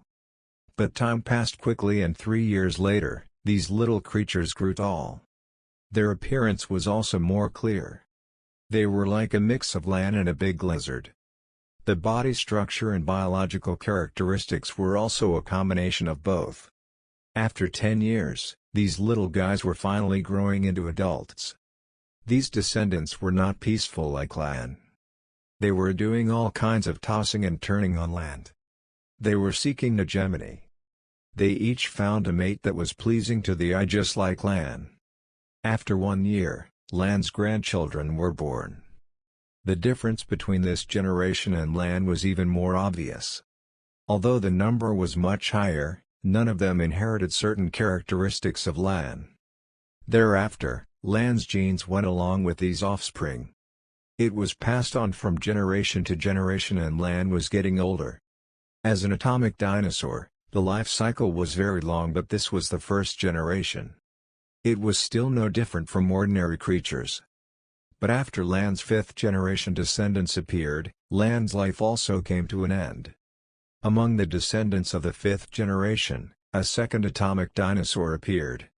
This atomic dinosaur not only inherited all the characteristics of Lan but also had been optimized. As the second atomic dinosaur, this little guy had been restless since he was born. He was the exact opposite of the first generation of Lan. He was naughty and mischievous all day long. At a very young age, it showed a talent that surpassed that of its peers. It had more strength, thicker scale armor, higher intelligence, and more flexible movements. In short, it was exactly like two species, except for the similarity in appearance. It was also even better than the first generation of Lan. It could really justify the words atomic dinosaur. John Denver paid close attention to the second atomic dinosaur because atomic dinosaurs were not easy to create. Lan's genes had been passed down for generations. Among the hundreds of descendants, he was the only offspring who inherited the Lan gene. The genes of this generation of atomic dinosaurs were significantly more optimized. Not only all physical qualities were greatly enhanced, but in addition, it began to have the consciousness and aura of an overlord. John Denver named this second atomic dinosaur, Dong. Dong's genes were better, but the growth was extremely slow. The siblings grew to adulthood in 3 years, while Dong, on the other hand, was still a teenager. After 5 years, Dong was still an adult. The power of the adult Dong was immense, and it had a territorial awareness. The lake where Lan basked in the sun before his death was the largest lake on the second continent. It was completely occupied by Dong without any courtesy. It seemed to enjoy these days when it was facing the big lake and the flowers bloomed in spring. No other animals were allowed to approach there. Anything that was disobedient was dealt with by Dong, dry and crisp. The animals in the vicinity trembled. Even the tall brown bears and saber-toothed tigers were not a match for Dong. John Denver looked the size of Dong. His head was small, and his tail was relatively long. On the back, there were obvious thorns, and his eyes were quite sharp. Why does it look like Godzilla, the king of monsters who likes to maintain the peace of the earth, but there seems to be some difference? John Denver observed Dong's every move, but it was not possible to be completely sure. He could only ask the system to help again. As a result, there was nothing unexpected. Dong was not that little brat. Besides physical fitness, everything was just a little bit off. The most important thing was that there was no iconic atomic reactor inside Dong. He was still unable to escape the range of ordinary giant beasts, but John Denver was not anxious at all. In his previous life, it didn't happen overnight either in the movie. Instead, it evolved from the dinosaur era, a little bit. John Denver had the power of origin, he just needed to evolve it slowly. John Denver was still very clear about the fact that he couldn't eat hot tofu in a hurry. Dong was very dominant, but there was no escaping the nature of animals. By that time, it was 15 years old and was looking at the gaze of a reptile of the opposite sex. Something was not right, but finally, on a day when the rain was pouring down, Dong finally reached adulthood. It was looking for a half-sibling that was closest to himself on the second continent. Why half of the same kind? Because this was also one of the descendants of Lan. It was a reptile that looked somewhat like Lan but several generations apart. Basically, it was not even a family. After 1 year, the descendants of Dong were born. There were a total of 7 little lives. What surprised John Denver was that, of the 7 newborns of this generation, 6 of them were atomic dinosaurs. There was also an untimely death. Dong was a good father. A handful of shit, a handful of urine, and a handful of dedication to raising these children. The 6 little atomic dinosaurs had a happy and healthy childhood, but the good times didn't last long. This time, on the other side of the second continent, there was a new race of creatures rising. This was a strange creature with a body shaped very much like a python, but with 6 legs. It never existed on Earth in the previous life of John Denver, nor in various film and television series. He went to the Planet Association but he couldn't find any information either. John Denver guessed that it should be a product unique to Blue Star. "Let's call you a 6-legged python." John Denver temporarily gave this creature a name. He couldn't figure out whether it was lizard-like or python-like. In short, it appeared to combine the characteristics of a lizard and a python, and it became powerful beyond measure. The reproductive capacity of the 6-legged python was much better than the atomic dinosaurs. Besides, it actually contained poison as compared to a python. Not a single animal had survived that was bitten by a 6-legged python. There was still plenty of food in the second continent. The 6-legged python was frantically hunting and killing all kinds of prey to grow its race. In fact, the appearance of the 6-legged python was earlier than when John Denver threw Lan on this continent. At that time, there were only 3 or 2 6-legged pythons, but after a few generations, by the time of this period of Dong, the colony of 6-legged pythons had grown to hundreds. Unlike atomic dinosaurs, a descendant of the 6-legged python was the 6-legged python. Hundreds of 6-legged pythons frantically swept in the surroundings. It dominated a large part of the land. Although it was a continent, it was still small at this time. Every single animal from various races was hunted by them and became their food. Ah! A gorilla let out a scream of dismay. He was bitten by a 6-legged python. The last vision of his life was that he was staring at his wife, who was far away, and his own child, who had just been born not long ago in his wife's arms, appeared unusually intelligent. The track of the 6-legged python finally stepped on the perimeter of the largest leg. That was Dong's territory at that time. The 6-legged python was ferocious, but it was not simple-minded at all. They were very smart and cunning. After feeling the scent of the atomic dinosaur, the 6-legged python didn't behave as it did before. It chose to retreat for the time being and sent 2 of their more agile counterparts to sneak quietly into Dong's territory. After a lot of twists and turns, 2 6-legged pythons found out about Dong and his 6 children. Dong was still talking to his 6 children at that time. All of them were happy to play the simple and uncomplicated game of throwing stones. The 2 6-legged pythons observed for a while and sneaked back silently. They told the other companions about their findings. The six-legged pythons seemed to have reached a certain opinion and each of them dispersed. They waited for the next day and got back together again. After that, they quietly slipped into Dong's territory again. This time, it was discovered by Dong, who was enjoying the scenery and calming down at the edge of the alley. When Dong saw the huge body of the six-legged python, he directly used a sliding shovel. The six-legged python was sent flying with a single slap. He was so strong. This was the real-time reaction of the other six-legged pythons in the back. The one in the front was definitely not their opponent, but the six-legged pythons saw that the situation was not good, so they retreated immediately. They instantly disappeared into the jungle. After that, Dong ignored these six-legged pythons.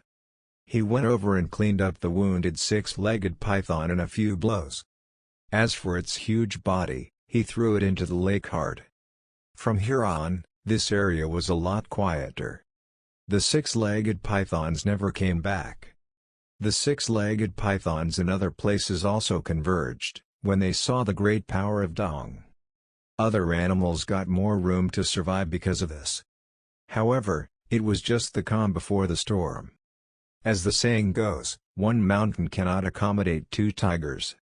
On a small land, how could there be room for two kinds of giant beasts? The six-legged python sunk its teeth into the air. It was quietly looking for the right opportunity. After 3 years, the opportunity was finally there.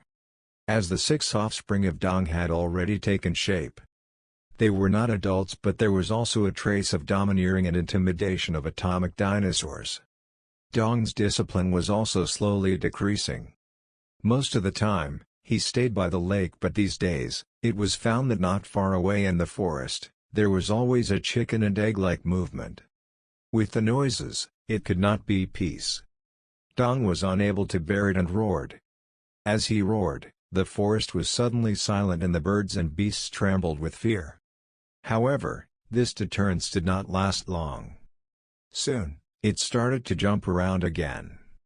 Very helpless, it didn't bother to get up to see what was happening. A few more days passed and there was more movement of chickens flying around. There seemed to be a lot of animals, coming from further away. Those who didn't know thought they were going to the market. Another day passed and Dong was keenly aware that the six-legged python was on this continent, which once made him wary and angry. It was one of the few things that could be a threat to atomic dinosaurs' babies. Dong changed his usual Buddhist nature and rushed straight through. By the time he arrived, he discovered that the six-legged pythons had already hurried away. When they left, there seemed to be a red flower in their mouth. Dong glanced around suspiciously and found out that there was a deep pond there. Under the deep pond, a surprisingly delicate-looking red flower was growing. What is this thing? Dong was a bit curious, but the pond was too deep and the entrance was too small. There was simply no room for his huge body. Dong could only look at it for a few moments and then give up. Under the deterrence of Dong, most of the animals around had run out, but there were still a few left that was too late to run. A skinny female gorilla that was holding a baby gorilla was shivering and hiding on the cliff beside him and was waiting for Dong to leave. The female gorilla took a very wary look around. She hugged the little gorilla and jumped down into the deep pond. After picking a red flower, she flew away. The animals in the back were not so lucky. There was a big battle in the deep pond. Eventually, the few remaining red flowers were taken away and hidden. No one knew exactly what happened except for John Denver, who observed this scene. Interesting. Seeing this, a smile of anticipation appeared on the corner of John Denver's mouth. The evolution of life in the second continent was completely different from the first continent. On the first continent, most of the species were still exactly the same as in his previous life. While in the second continent, the birth of the species was somewhat unexpected. There were giant brown bears weighing over 1,000 kilograms. There were six-legged pythons that looked like lizards and pythons. There were weak but intelligent and very affectionate apes. John Denver guessed that even if it was one day, This continent gave birth to a whole new race of intelligence. It was also very possible. After the Red Flower Battle, the entire continent was quiet for a while, but what comes around eventually comes around. This time, John Denver's gaze was turned to the Xia Kingdom.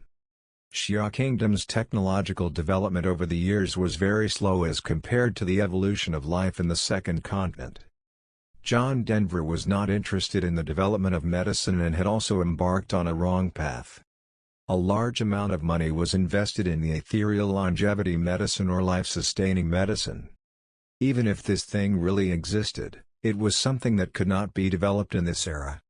It was like a primitive man trying to build a spaceship that goes to heaven. Besides wasting effort and time, there was no use at all. For the entire Xia Kingdom, the consequences were even more serious. Funding for other disciplines had been significantly reduced because the whole country was in a drug-making frenzy. Han was already bedridden and was unconscious. At this stage, it was amazing that it lasted a full 3 years.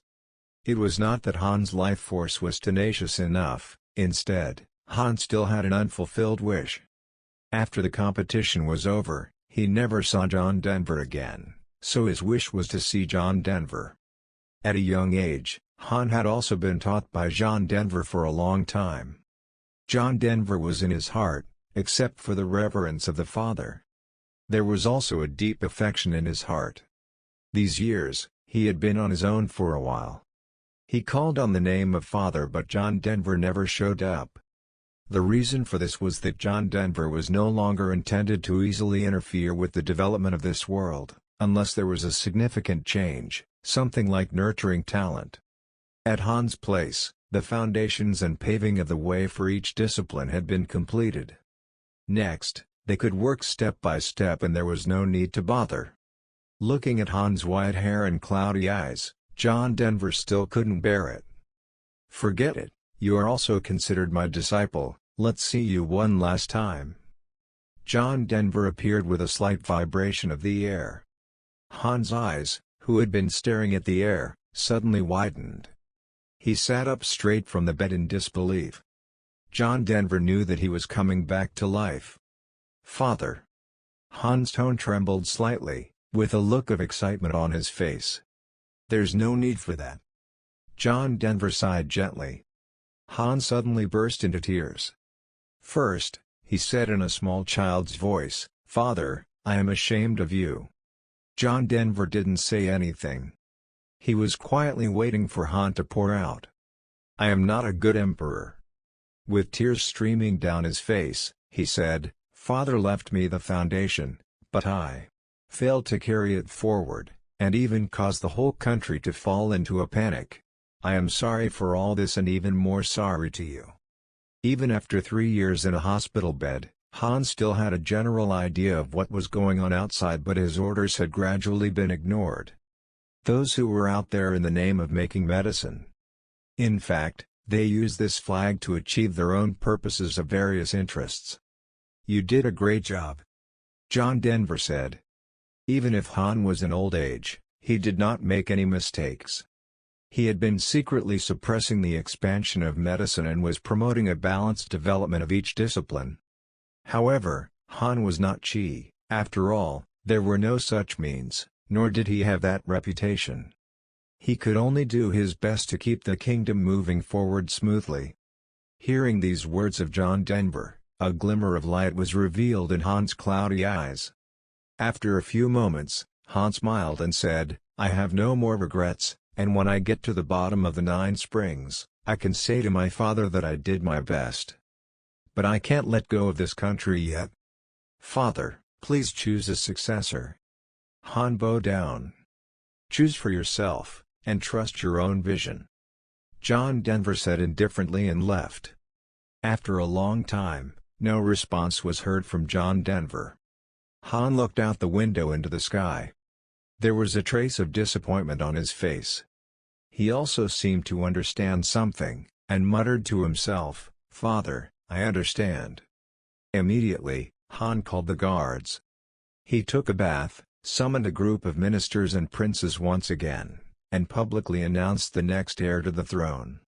John Denver did not intervene, but he watched this with interest. Han had lived for decades and there were many concubines in the harem. The number of sons were also very high. In addition, as a result of growing up in the military, each one of them was cultivated very well.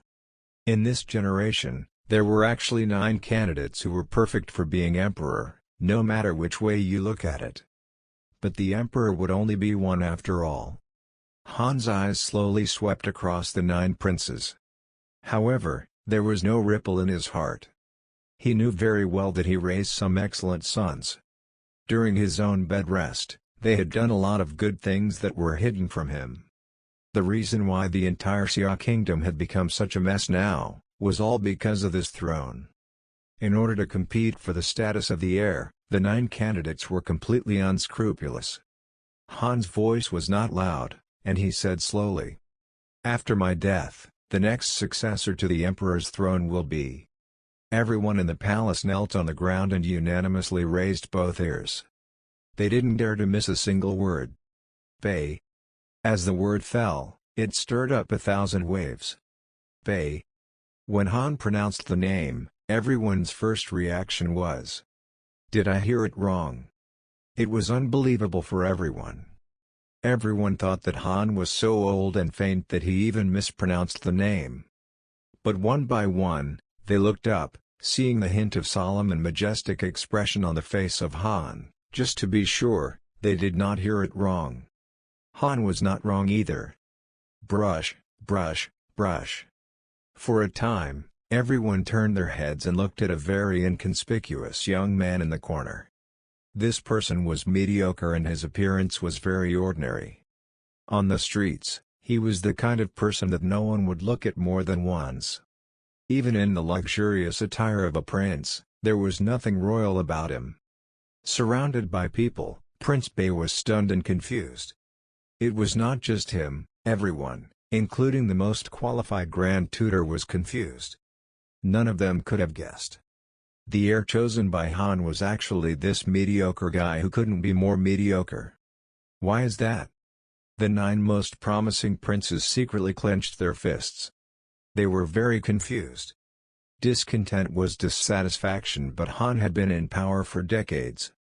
His reputation was there, so no one dared to question it on the spot. After a short silence, everyone agreed to leave. Prince Bei, who was still very stunned, was left behind. "Get ready, I don't have much time." Han looked at Bei and said briefly, "Father."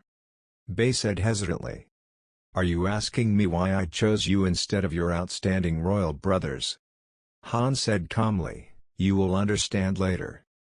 Han didn't say much. After that, he took things as the foundation and governed the country according to law and gave a brief set of guidelines to Bei. For Bei, Han was actually not satisfied. He really belonged to the kind of people who had little talent in any field. He was extremely mediocre. Even though he was not eligible to inherit the throne, Han still chose him. Bei was unremarkable, but there was one big advantage. That was listening. Han explained the words and policies without the slightest doubt. Bei was nodding all the way through. At night, the great desolate city was still bustling with activities. It seemed to be no different from usual, but under the calm water, the undercurrent was surging. The 9 most promising princes already gathered their respective people. Why would father choose this loser, Bei? Why? In the eldest prince's mansion, a beautifully shaped pottery was slammed to the ground by the eldest prince, with a pop sound. The people around were silent. There were strategists, ministers, generals and scholars, but none of them answered. From daytime to now, this was something everyone could not understand. Among the 9 outstanding princes, the eldest prince was the most prestigious. He was considered the most promising. However, as the saying goes, the higher the expectations, the greater the disappointment. Han's announcement today gave the eldest prince a heavy blow. "Father, I also admit that I lost to the 3rd and 8th brothers, but, in your eyes, I'm not as good as this trash, Bei." The eldest prince had a ferocious look on his face, and said bitterly, "Father, you are old, your eyes are faint, and you can't even see people clearly. For the sake of this country, I also have to make some right choices." The others present did not respond. Since Han announced the heir position, everyone knew that apart from doing some outrageous things, there was no other way around it. Commander crossing. The eldest prince looked at a tall general and asked, "How many soldiers do you have now?" "Among the 10,000 troops, there are 5,000 who can follow my command." Commander Singh answered. The Forbidden Army was a team that guards the palace gates. There were 4 commanders in total. Each commander had 2,500 members. While Commander Singh was the most senior one among them. The other 5,000. Commander Singh glanced at the eldest prince and continued, "Some were not drawn, and some were drawn by other palaces, but there are not many, so there is nothing to be afraid of. There are also personal guards in the palace." A strategist reminded, "His Majesty's personal guard only has 1,000 men, and although they are all elites, they are ultimately few in number." Commander Singh didn't take it seriously. Besides, Commander Singh smiled slightly, showing a hint of pride, "There are also my people in the city guards, but those people have a bigger appetite. I'll give them whatever they want as long as they are willing to make a move." The eldest prince said abruptly, his face was hideous. "With His Highness's words, everything will be easy." Commander Singh said with a smile. "Father, it's not that your son is not filial, it's just that you don't know anyone well. This son is thinking about the entire Xia Kingdom." The eldest prince muttered to himself. His face suddenly turned cold, a pair of sharp eyes glanced at everyone, and said coldly, "Everyone, prepare to act. Tonight is the time for a change."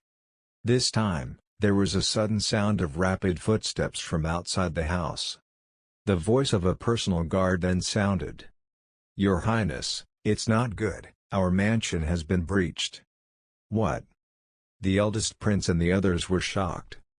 Commander Singh walked over quickly, opened the door, and asked, "Which army?" "It's the Great Desolate Army."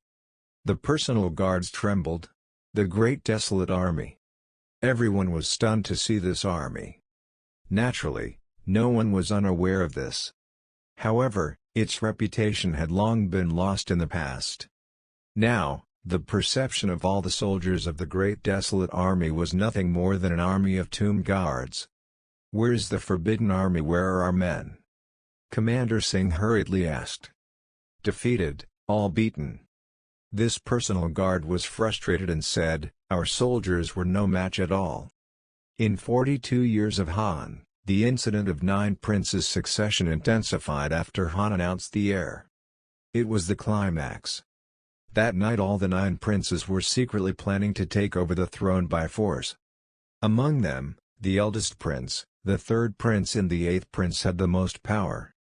No one expected that the army that had been guarding the tomb in the King's Tomb mountain range, the Great Desolate Army, would suddenly mobilize and would start killing in the Great Desolate City.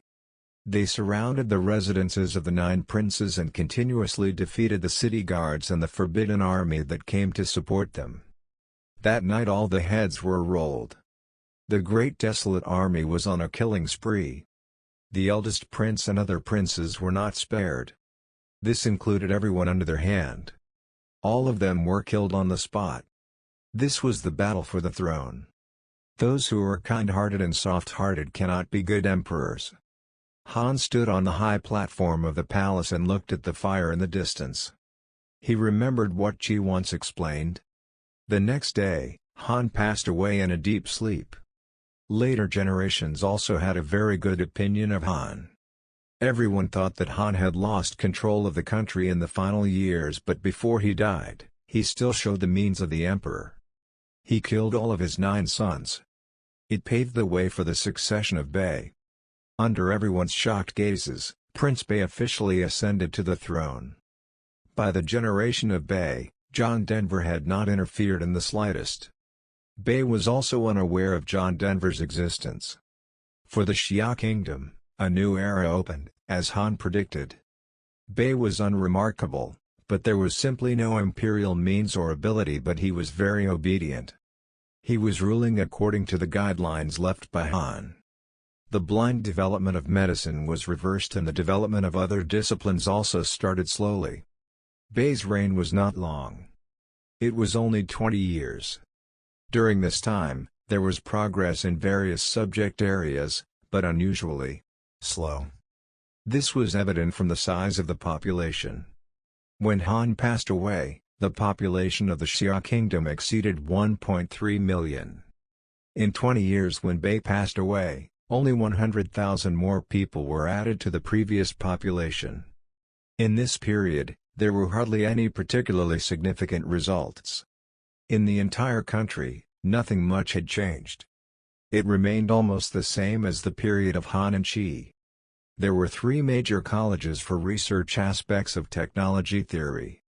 Keiwu College, Medical College and Tiangong College almost occupied more than 90% of the shares. One could say that the only thing that made John Denver's eyes shine was the wilderness of the blue star. Another brand new metal had been discovered. This metal's appearance was very similar to iron. The various properties were similar to that of iron. However, it was even better than iron. It could be said that it was an upgraded and doubled version of iron. When it was sent to the palace, Bei personally named it star meteorite iron. The appearance of star meteorite iron helped the industrial development of the Xia Kingdom to quickly go to a higher level. It replaced iron and became part of most weapons. As compared with vibranium, the role of star meteorite iron was not so obvious, but it was even more essential. Some of the envisioned weapons could finally be created by this, like cannons and guns. This was something that many scholars had thought about a long time ago, especially after the big competition. Many scholars were very interested in putting black powder to use. Many scholars had envisioned a variety of weapons. But because of the lack of iron ore, these ideas could not be tested. With the death of Qi, an increasing number of scholars were involved in this area of research. The weapons made of star meteorite iron were naturally more excellent than ordinary iron. Inside the palace, another of the emperor's greatest problems on his deathbed was the choice of heir. Bei leaned on the back of a chair. Weakly, he looked at each of the princes kneeling down. Suddenly, he had a glimmer of clarity as to why Han had chosen him to succeed the throne. Maybe. In the current Xia Kingdom, he did not need those ambitious people. This kingdom was able to move forward naturally and smoothly just by following the steps. However, Bei's rule was very weak, but the entire Xia Kingdom was still moving forward, over a period of 20 years. It was just that this development was not that significant. Thinking about this, Bei also made up his mind. One that was similar to him. An unremarkable and very inconspicuous Prince Yu was the apparent heir. It was just that Bei did not have the vision of Qi and Han. This time, he looked at it wrong. He looked for a loyal and sincere prince. The truth was that there was not a small ambition inside. There were many ideas and intentions. In the words of the future, it was high eyes and low hands. After choosing an heir, Bei died like this. The evaluation of Bei in later times was controversial. Some people thought that Bei was a successful king. Some people also thought that the good development of the Xia Kingdom was abandoned in vain because of Bei's inaction. What goes around always comes around. The world would be divided over time. This was the law of history. Even if the Xia Kingdom had not been spared. Without John Denver's interference, Yu succeeded to the throne of the Xia Kingdom. He was also dedicated to the job and was very cautious about keeping in mind the last words of Bei. He didn't dare to make too many moves, but with the passage of time, various contradictions that the Xia Kingdom had left over from the Bei's era were highlighted. Facing these contradictions, Yu overestimated his ability. He wanted to finish it in one breath. One of the contradictions was the resources for technology and research. After all these years, the three colleges had long since ceased to be that mere places of academic and technical research. There was already a hierarchy in there. It had become a private place for various sectarian forces. The descendants of scholars could easily get in, and among civilians, 10 out of 10,000 people could get in, even if it was not bad. After a grand celebration ceremony, you decided to take on these scholastic aristocrats. First of all, a new college was built. This move was naturally met with fierce opposition from the people of the three colleges, but you agreed internally. Next, various suppression tactics came one after another. How could the three major colleges not understand by this time? His Majesty was going to attack them. There were many forces in the academy that had enjoyed the benefits of decades. How could they accept this? They fiercely opposed on the surface. Secretly, it was preparing for the worst. The study of black powder had been brought up again. Han in the back even blocked all the information about black powder. The three colleges also disbanded various research groups. But by this time, no one cared about that anymore because the life of the family was more important. The principle of black powder was not difficult because many schools still had some left. Soon, black powder was restudied. Immediately after, it was a matter of mass usage. Under the investment of the three major colleges and various forces, regardless of the cost, the progress of black powder was very rapid. It could be said that it was thousands of miles a day. Shortly after the black powder was restudied, the more powerful and more practical yellow powder was born. Gunpowder packs, guns, cannons and other weapons were all made in succession. Of course, these weapons were also very sketchy at the beginning of manufacturing. It did not yet have the same kind of power as the latter, but for the more powerful firearms behind it, a solid foundation was laid. Meanwhile, the secret research and development activities of the three major colleges were finally discovered by you. You made a move that was difficult for everyone to understand. Instead of stopping these studies, he did not. On the contrary, after watching the difficult firing of the gun and the blasting of the cannons, in his heart, he firmly believed that these gunpowder weapons were difficult to make a big difference at all. There was also a disdainful smile for the three major colleges. He left it to the three major colleges to study. During the 15 years of Yu's reign, gunpowder was not as practical as Blue Star's bow and arrow. With the super-high technology, the star meteorite iron and vibranium were added. At the initial stage of the musket, it was naturally not a match. Yu also issued a number of orders in his later years. This time, Yu could be said to be somewhat old and weak. These orders made the whole turbulent Xia Kingdom even more chaotic. It also laid the groundwork for the chaos in the Xia Kingdom later. After the death of Yu, the eldest Prince Tao succeeded to the throne. That was right. On the choice of successor, Yu did not listen to Bei's last words, but followed his own perceptions. The choice was to establish a long and not a virtuous one.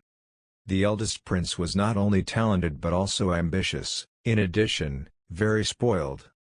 He was a big spoiled brat. Plus, in the turbulent environment in the Xia Kingdom, the fall of the Xia Kingdom was inevitable.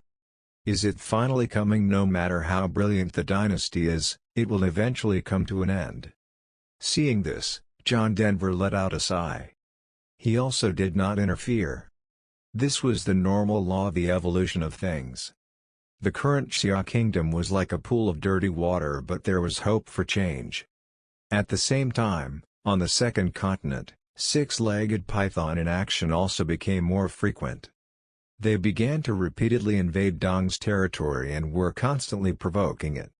It seemed that they were ready to officially challenge Dong's dominance. This was already 5 years after the Red Flower incident. Six-legged pythons had a very low profile during this period. But privately, the development of the race grew even further. A gifted six-legged python became the new leader of the pack. It was more than 5 times larger than its companion. Even a genetic mutation could not be so exaggerated.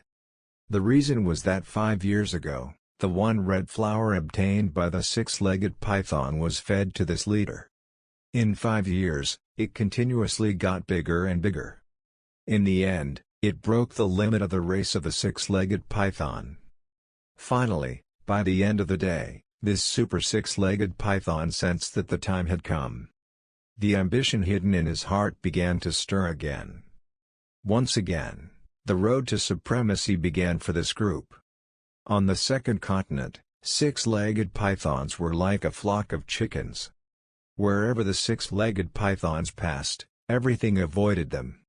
Even a 1,000-kilogram saber-toothed tiger and a big brown bear quickly ran away.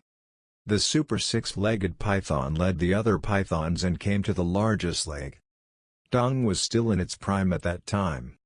As the second atomic dinosaur, Dong had a very long lifespan. His 6 children had also grown up, but they were not fully adults. Dong became furious when he felt the six-legged python's aura. He opened his eyes directly, and slammed on it. "Here it comes, here it comes." John Denver was watching with great interest. It was a great battle between giant beasts.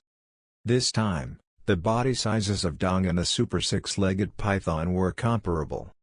The fight was amazing because both of them were equally matched. At this level of struggle, the other six-legged pythons could not help at all. They could only stand aside and be a cheerleader. After a day and a night of great battle, when both Dong and the super six-legged python were exhausted, a gigantic crescent-shaped creature appeared. This was also a giant creature that had taken a red flower. It turned out to be a very common eel. After taking the red flower, the figure became enormous. By this, not only did the size of the body become larger, but the wisdom had increased even more. It was hiding in the side during the battle between Dong and the super six-legged python and was ambushing nearby. He was waiting quietly for the opportunity. When both of them were exhausted, it suddenly burst out, straight to Dong. Dong was killed. He was unprepared and exhausted. It was no match for the giant eel at all.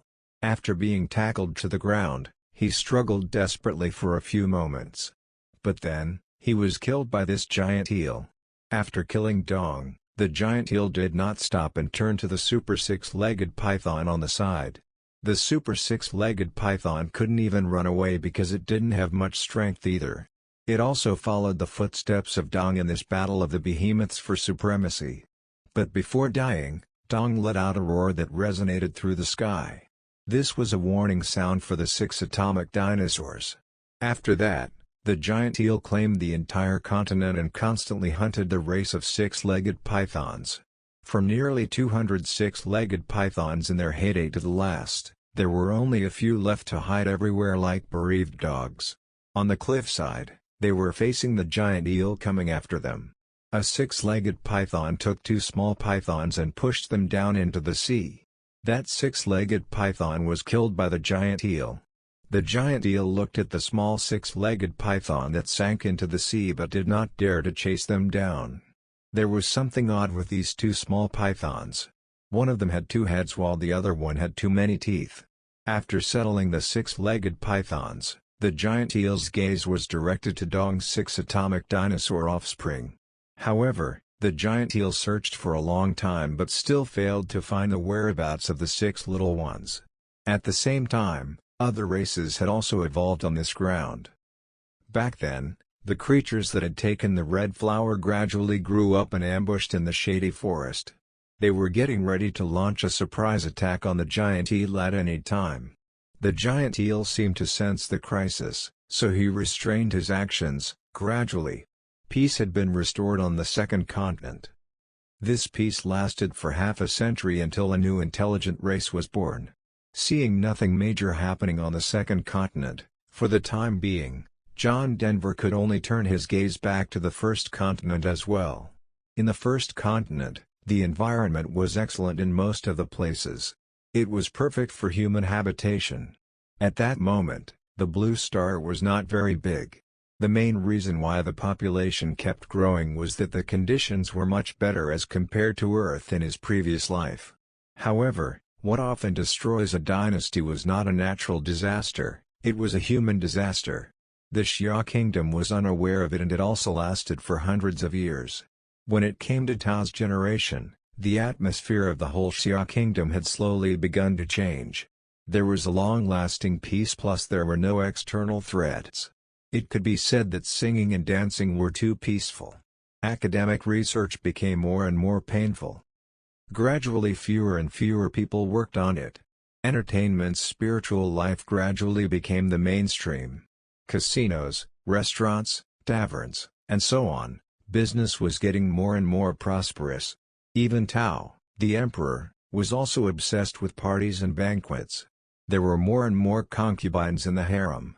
By Tao's 20th year, this atmosphere had reached an unprecedented level. People were after all kinds of entertainment celebrities. The one-time appearance fee of the so-called talented girl of the opera in the brothel could be tens of thousands of taels of silver.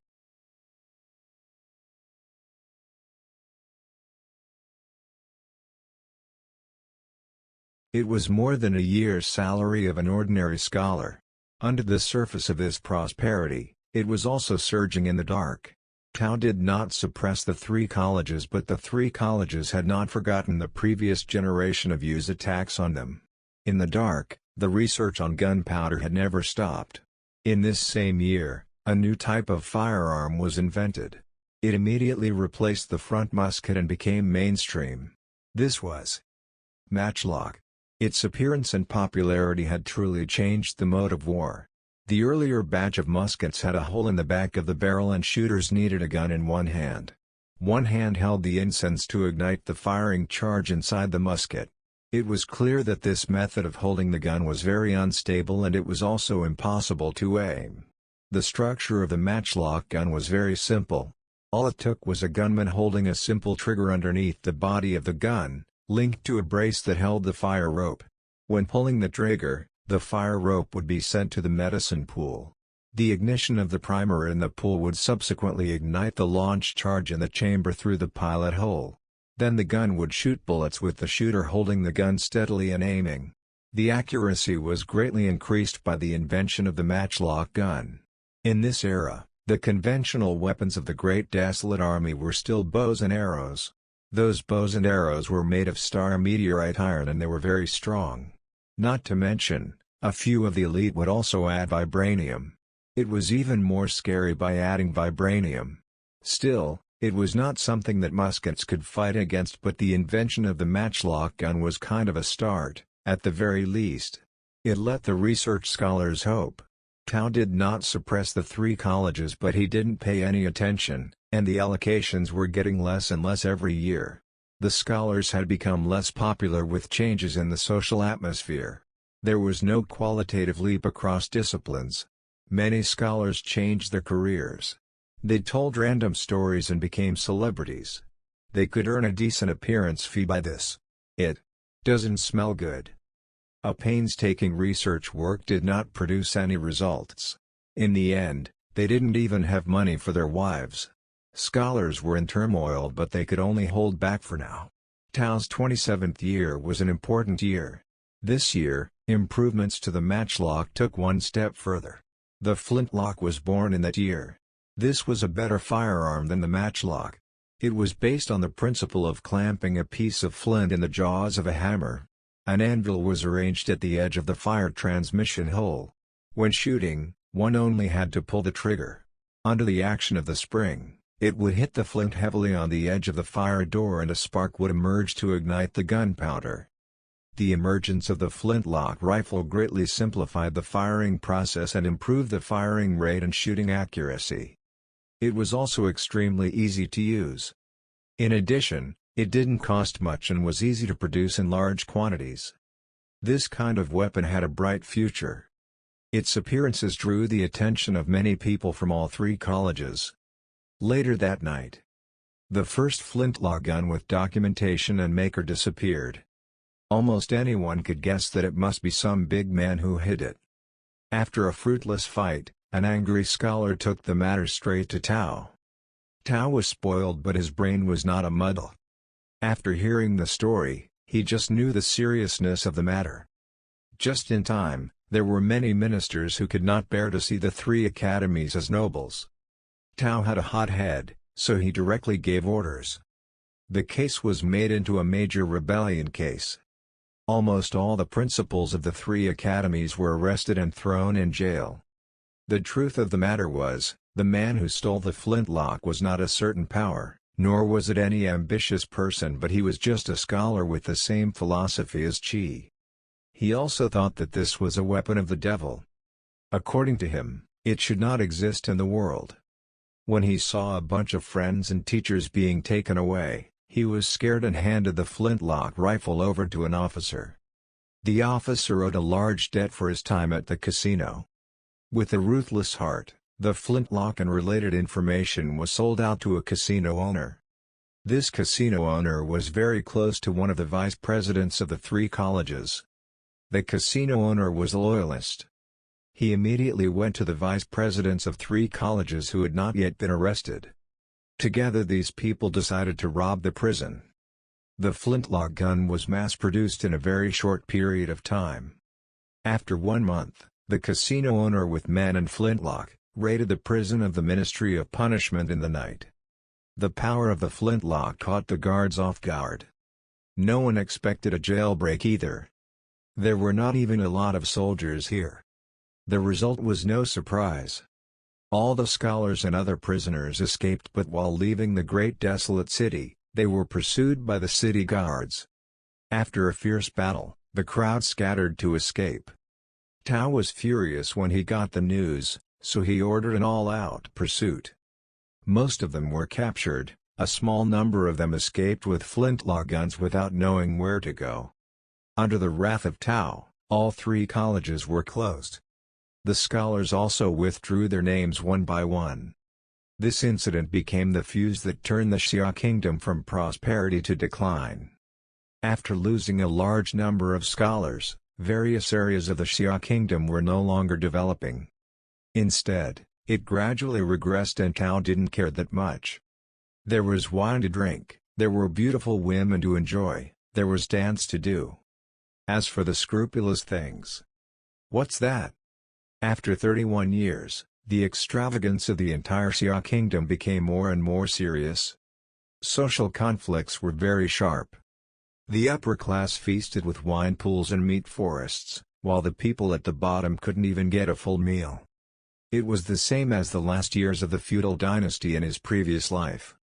The Xia Kingdom's land merger problem was also very serious. In the winter of this year, countless people starved and froze to death. In Tao's 32nd year, the people who had been holding back for a long time finally couldn't take it anymore. The first uprising broke out in the eastern part of the Xia Kingdom. There were a large number of salt fields there. Many people depended on salt for their livelihood. They were called salt people, but food prices had skyrocketed in the last few years. However, the salary of the salt people working in the salt field had not changed at all. They worked hard for 15 hours a day. In exchange, all they got was a steamed bun. Plus the frequent whipping by the head of the salt farm. These salt people could no longer tolerate this. Led by a man named Zhang Dianzhao, they killed the head of the salt farm and all the others. According to the regulations of the Xia Kingdom, the upper-class people could take a single-word name.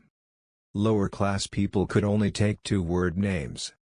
Next, these salt people ambushed the officials and soldiers who came to suppress the news. A nearby county was captured. They opened the barn and released the grain. Poor people from the neighborhood came one after another. This team led by Zhang Tianzhao became more and more huge. Soon, other salt farmers also followed suit. Two other larger forces had been formed and the entire eastern part of the Xia Kingdom was completely lost. This was just the beginning. Up next, more and more farmers launched a resistance. The king, the marquis, and the generals were better off. A person named Chen Shengguang was next to a large lake in the south. He directly pulled the flag of rebellion. The whole court was alarmed. Tao gave several decrees to suppress it. The literacy of the Great Desolate Army was certainly not as good as before, but the advantage of weapons let them still have the upper hand. Soon, a rebellion was suppressed, but there was one exception. In the west of the Xia Kingdom, the Great Desolate Army was defeated by a small team of less than 100 people. This team was the people of 3 colleges who managed to escape. All of them were equipped with flintlock rifles. Seeing this scene, the general of the Great Desolate Army, a middle-aged man named Cao Meng, did not choose to report the matter upwards. Instead, it was concealed. In addition, this team was no longer attacked. Instead, they were stationed on the sidelines and chose to wait and see. In the Xia Kingdom, the wind and the clouds rose at that moment. Incidents were breaking out everywhere. The army of repression put out fires everywhere. The ranks of the uprising were becoming more and more formal, with various small forces forming a larger force. Finally, in a large-scale operation, the Great Desolate Army was careless and light-hearted. As they were ambushed by the uprising team, they got a huge defeat and rout. Thousands of people were killed, wounded and captured. In the history of the Xia Kingdom for hundreds of years, this was the first fiasco. As the saying goes, with the first time, the second time won't be far behind, the third time also comes soon. It was just that, the battle strength of the Great Desolate Army was still too strong despite the succession of uprising teams, but under the full force of suppression, in 35th years of Tao, it went up in smoke. An even greater crisis had appeared, and that was during the suppression operation. Each and every one of the generals had the power to take charge. Almost all of these people came from noble families. They were representing the interests of the people behind them. After getting the military power, they won't give up easily. Thao, who had just caught his breath, suddenly found himself becoming embarrassed. In addition to the 10,000 forbidden army and the 1,000 personal guards, he could no longer transfer a single soldier. At this time, it was already the year of Tao, so once again, a very bad decision was made. He handed over the military power of the 10,000 forbidden army to the powerful Captain Dong in the court. Letting Captain Dong go forward to suppress and subdue the generals. This Captain Dong was also an ambitious person. With such a large military force in hand, how could he not be tempted? Nonetheless, he did not choose to go into combat. Instead, he took 3 months to delay using various excuses, making this forbidden army one of his own. This time, Tao also noticed that something was wrong. But it was too late. After the return of Captain Dong to the capital, the palace was directly surrounded and Tao was under complete house arrest. For the first time in the last 100 years, for Xia Kingdom, it was time to perish. Not long after, Tao died in a depressed state of illness and endless regret. Captain Dong had chosen a 5-year-old prince to succeed the throne. He was holding the emperor to command the officers. Naturally, generals from all sides would not agree and there were many accusations, holding the flag of resistance. For a time, the world was in chaos. In the chaotic situation, only a few people were doing the right thing. East, West and South. Those with long-term vision took in the remnants of 3 colleges, conducted a secret research and waited for a good time. In the West, they had been fighting with the rest of the 3 colleges, and Cao Meng, the general of the Great Desolate Army, who had lost a lot, had further thoughts about the people of the academy. This general, who loved his wife, came from a powerful family. The ancestors were the famous soldiers in the Great Desolate Army. It was said that these things that happened 100 years ago, today, he was already being treated as a legend. There were not many people left who believed, and Cao Meng was one of them. A battle in heaven with the gods. This is the glory of the ancestors of the Cao family. Cao Meng was standing in front of a high mountain. Seeing the vast land in front of him, he couldn't help but feel overwhelmed. And I? After a long time, the corner of Cao Meng's mouth showed a wry smile of self-deprecation. Now I'm reduced to a minor general, ashamed, very ashamed. The Cao family had fallen step by step from being a powerful family back then. Today, even though Cao Meng was the firstborn son of the Cao family, he could only be a small general of this team of 500 men. 3 days ago, during the siege of the remaining people of the 3 colleges. The opponent's sharp firearms killed nearly 100 people directly on the spot. There is such a sharp firearm in the world. Cao Meng couldn't help but have some thoughts in his mind. It seems that no one else knows the details now, if it can be used by me. Thinking about this, Cao Meng couldn't help but feel a surge in his heart.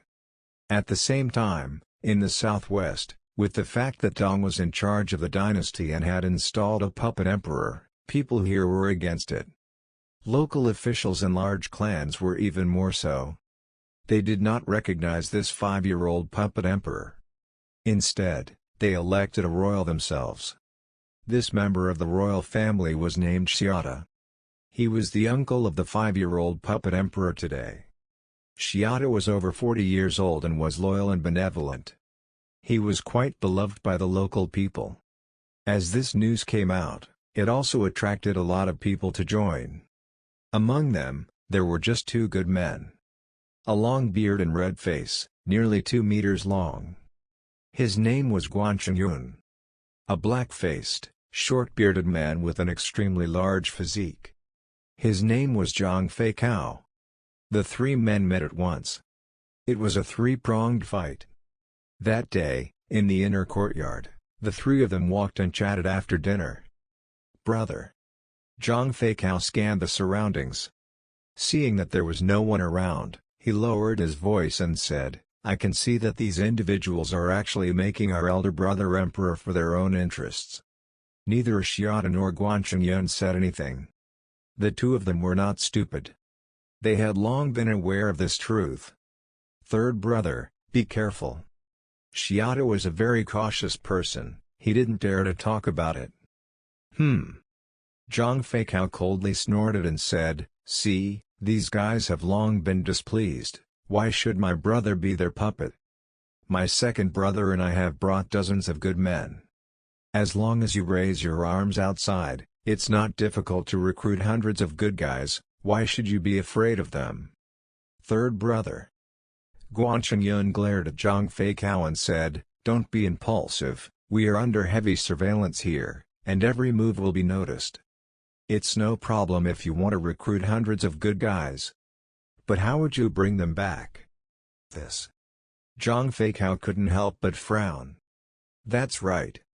Zhang Fei Cao's eyes suddenly lit up, and he said, "I once heard someone say that in the Nanyang area, there is a guy named Zhuge Ming, who is very smart. How about we go ask him for help? Let smart people give us advice." Zhuge Ming. Xiata and Guan Chengyun looked at each other. They could see the intention in each other's eyes. This was indeed a famous person. On the very same day, the 3 of them made an excuse. They went to Nanyang in the name of traveling in the mountains and playing in water. In the mountain forest, the 3 of them used a group of bandits they knew. The people who followed the surveillance as well as themselves were caught up in the cottage. Subsequently, they took off again and went to Zhuge Ming's residence. However, things didn't go too well. After visiting 3 times in a row, Zhuge Ming received them. After asking a few questions, Zhuge Ming smiled faintly. The idea of the 3 parts of the world was proposed. 3 parts of the world. Xiata was shocked. In today's Xia Kingdom, all the generals stood side by side, but it was still considered complete and unified. The court had a high power and Dong was the one controlling the court. Where did the 3 parts of the world come from?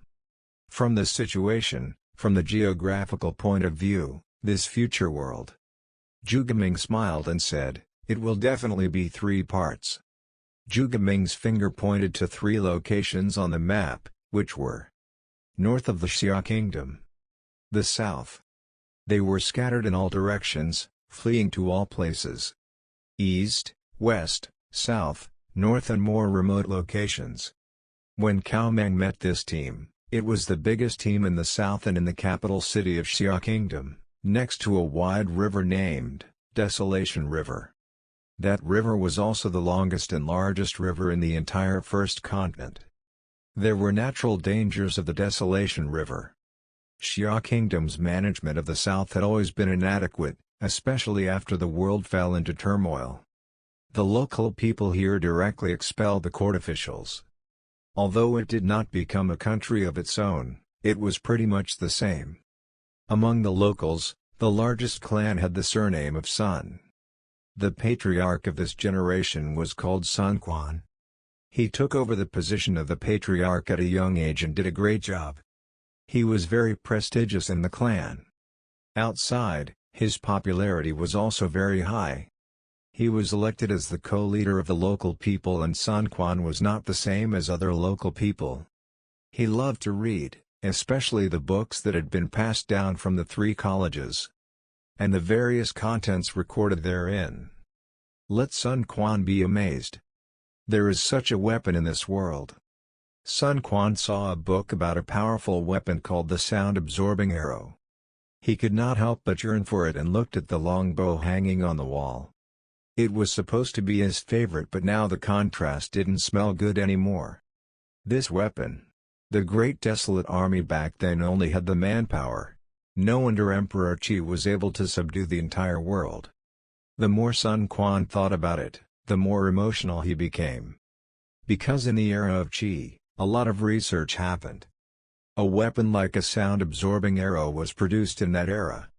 It was even more strictly controlled and was not allowed to spread out easily. Later, after more than 100 years, a lot of information was either hidden within the palace or after the collapse of three colleges, it was taken away and hidden by the remaining people. For civilians, there was only basic craftsmanship and there was no outreach to the most valuable things.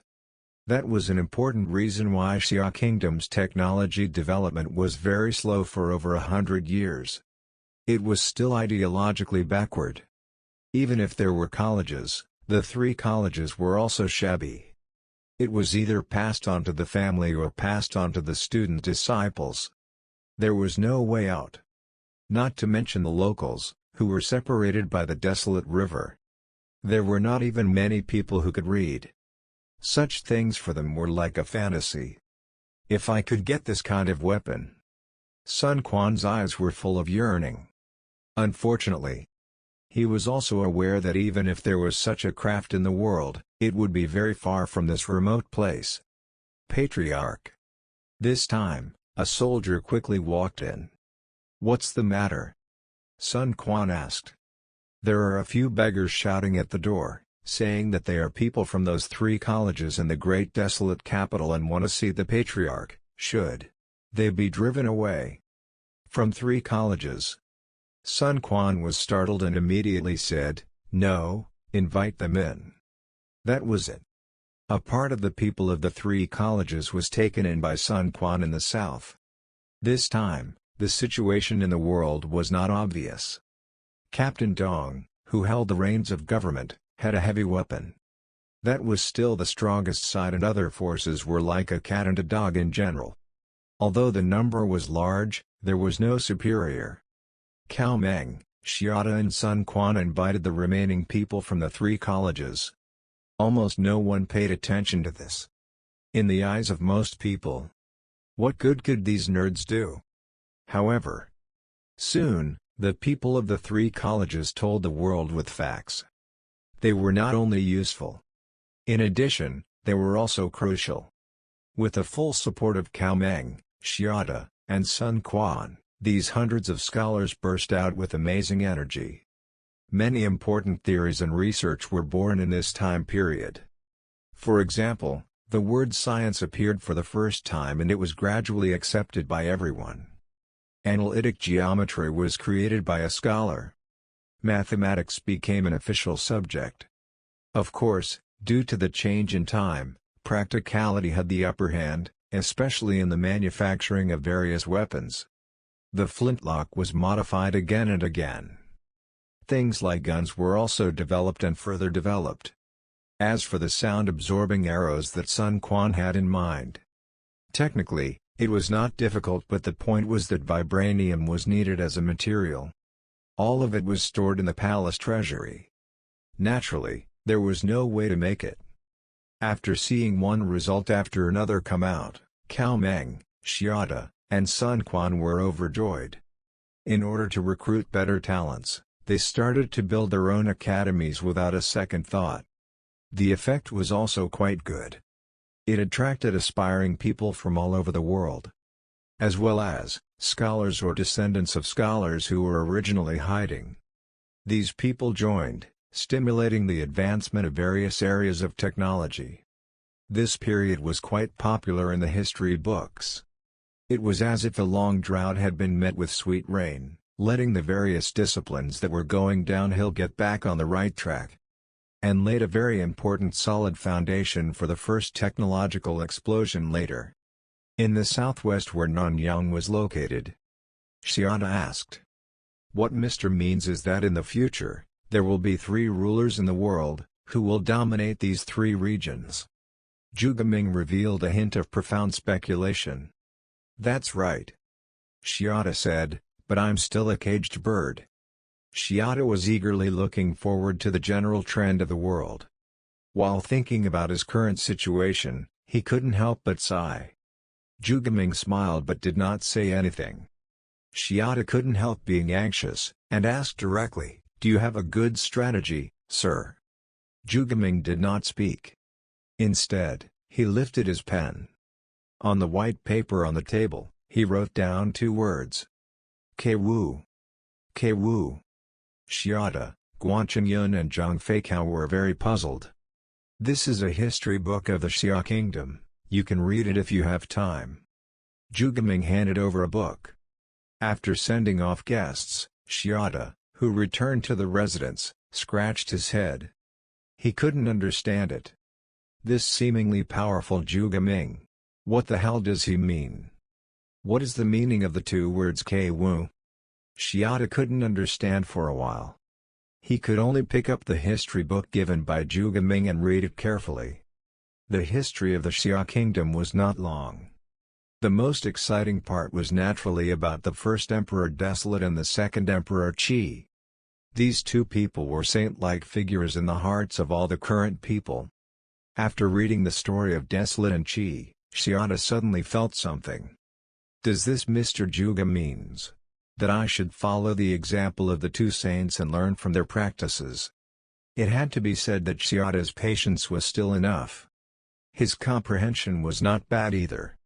With a quick insight, it seemed like it was suddenly clear. Xiata figured out Zhuge Ming's intentions. K-Wu. It's not just the foundation of the Xia Kingdom, the first academy built by Emperor Qi was K-Wu Academy. Xiata thought secretly. Though he wasn't really sure what the meaning of the word K-Wu was, having a direction was enough. What surprised him even more was that, just a few days later, a group of people claiming to be from the 3 colleges suddenly came outside. Xiata himself came out to meet them. After a detailed chat, he surprisingly discovered that this group of people was really the remnants of the 3 colleges. Now, K-Wu College, Tiangong College and School of Medicine had been temporarily closed by the royal family. The people of the college were like rats crossing the street. Everyone was shouting and fleeing in all directions. Xiata didn't know what these people were capable of, but there were a lot of people on the other side, and they seemed to have a civilized temperament. Add the remainder of Zhuge Ming's words, Xiata didn't hesitate much and directly let these people in. This caused resentment among local officials and large clans. Those nearly 100 people consumed a lot of food every day. These people were very thin and weak and they had no strength to speak. What kind of work could they do? Raising 100 pigs was better than raising them. Xiata at this time strongly rejected the demands of officials. Emptying the family fortune, these people were placed in their own fields. As a former prince, Xiata naturally had a small territory of his own. On the other side, Cao Meng, who got the news, was furious. What, all 3 colleges have run out of people? Cao Meng's beard and hair were open. He immediately jumped out of the bed of one of his favorite wives. "My lord, it's not that they all ran away, there are still some people who haven't left." The personal guard replied. "So it's not the same, where did they run off to?" Cao Meng did not wear any shoes and was prepared to go after these people barefoot. "My lord."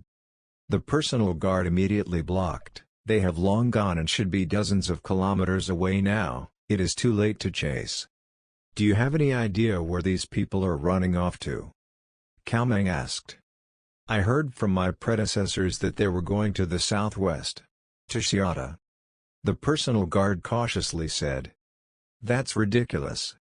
Cao Meng was furious. He said, "I was so good to them, I gave them good food, I didn't expect that these people would all go back on their word. What's so good about Xiata? What benevolence and righteousness, it's all fake. These nerds actually believe it." "My lord, what now?" the personal guard asked. "If you ask me, who am I going to ask?" Cao Meng was still angry. "My lord, don't worry." This time, a scholar walked in from the outside. "Brother Guo, you are finally here." Cao Meng was overjoyed. This scholar was a friend and strategist of Cao Meng, Guo Jia. He previously concealed the situation of the remaining people of the three colleges and did not report it. It was Guo Jia's idea. "Don't we have some people left behind? We have the technology and information of flintlock rifles, right?" Guo Jia smiled faintly and said, "In that case, what's there to panic about? Of those 100 or so people of the colleges, there are only a few that are really useful. The others just have an extra mouth to eat." Brother Guo still sees things thoroughly. The anger in Cao Meng's heart dissipated immediately. "There's a competition to make progress." Seeing the situation in Blue Star, this phrase flashed through John Denver's head. Since the era of Qi, finally, this chaotic world has been renewed once again. Earlier, most of the technology and theories were all in the hands of the royal family and three colleges. Only a few things circulated among the people. This was the most important reason why the various disciplines were not popular throughout the Xia Kingdom. This situation had improved with the loss of the three colleges. The rapid development of various fields nowadays was also known as the technology recruitment era. The original hundreds of years of accumulation burst out in an instant. Insurmountable. Boom. A loud noise rang out in an isolated area. Seeing this amazing scene, Shade covered his buzzing ears, with shock and disbelief in his eyes. In this world, there really was such a powerful weapon. This was on the territory of Shade. A gunpowder experiment was conducted there at that time. Gunpowder at this time had already developed to the stage of yellow gunpowder. It was more powerful than black powder. "Brother." At this time, Zhang Feikao came over with an anxious face and said in an urgent voice, "It's not good, our research here has been discovered by those of the Ba family." "What?" Shade was taken aback and hurriedly asked, "How did it get discovered? This place is very hidden." Zhang Feikao said hatefully, "One of the eaters betrayed us and leaked what happened here to those of the Ba family, and they're already rushing over with their men." "Brother, what should we do now?" The Ba family was in the southwest. It was one of the largest clans. "Both of you, don't panic." A voice suddenly came. Shade and Zhang Feikao turned their heads to look. A young scholar in white walked over, holding a feather fan in his hand. There was a smile on his face as if he was an expert. Next to him was Guan Chengyun.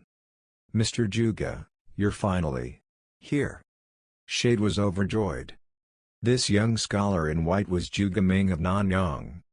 Nearly 100 scholars from the three colleges joined and sooner researched a variety of powerful weapons. The ambition to make Xiata unwilling to stay behind others burned even more fiercely.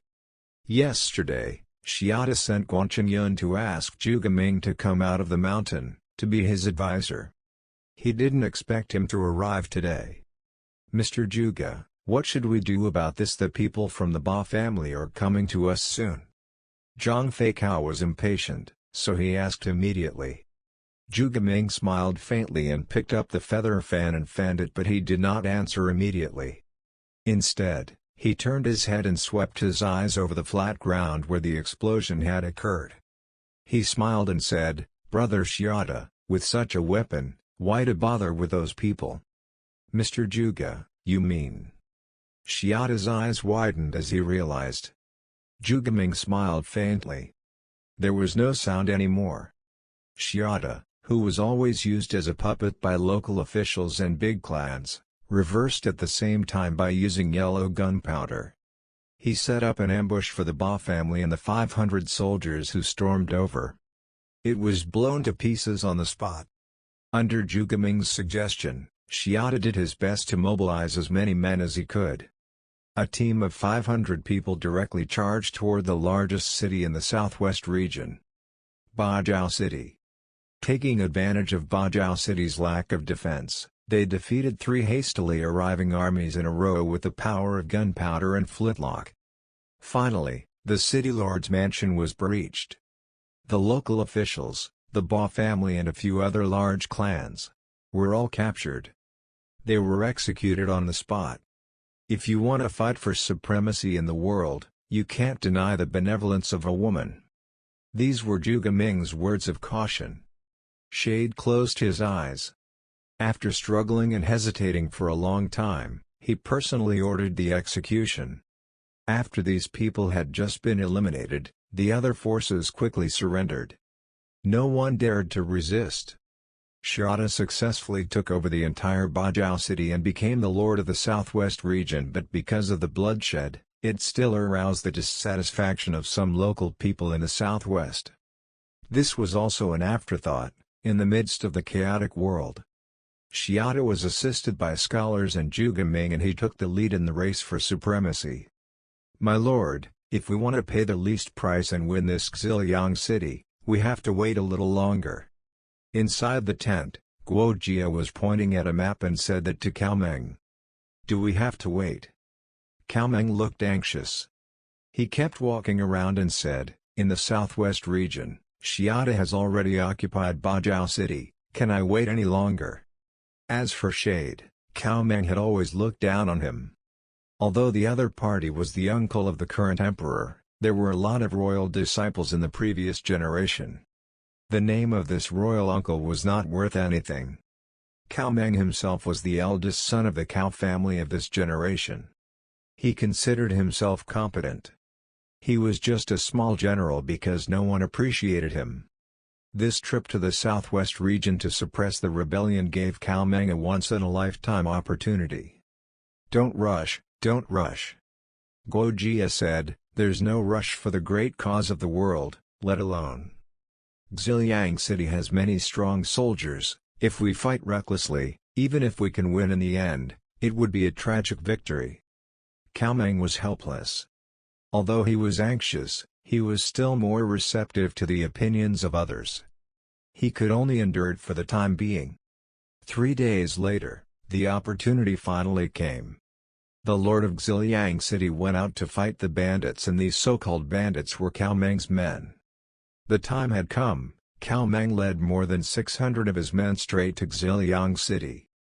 Cao Meng came from a big family. In addition, he was also a small general, so he gathered a lot of heroes during this time and pulled together a decent team. The main forces of Xiliang City were taken away by the city lord. Some old and sick people were left behind. Cao Meng occupied the city without much effort. He even released a few soldiers to report the news. The lord of Xiliang City, who heard the news, was shocked and hastily led the team back. Cao Meng had already arrived in a long and deep valley with his team. They also set up an ambush on their way. Cao Meng also developed yellow gunpowder there. In fact, the method of making yellow gunpowder had long been known. It was just a matter of equipment and raw materials.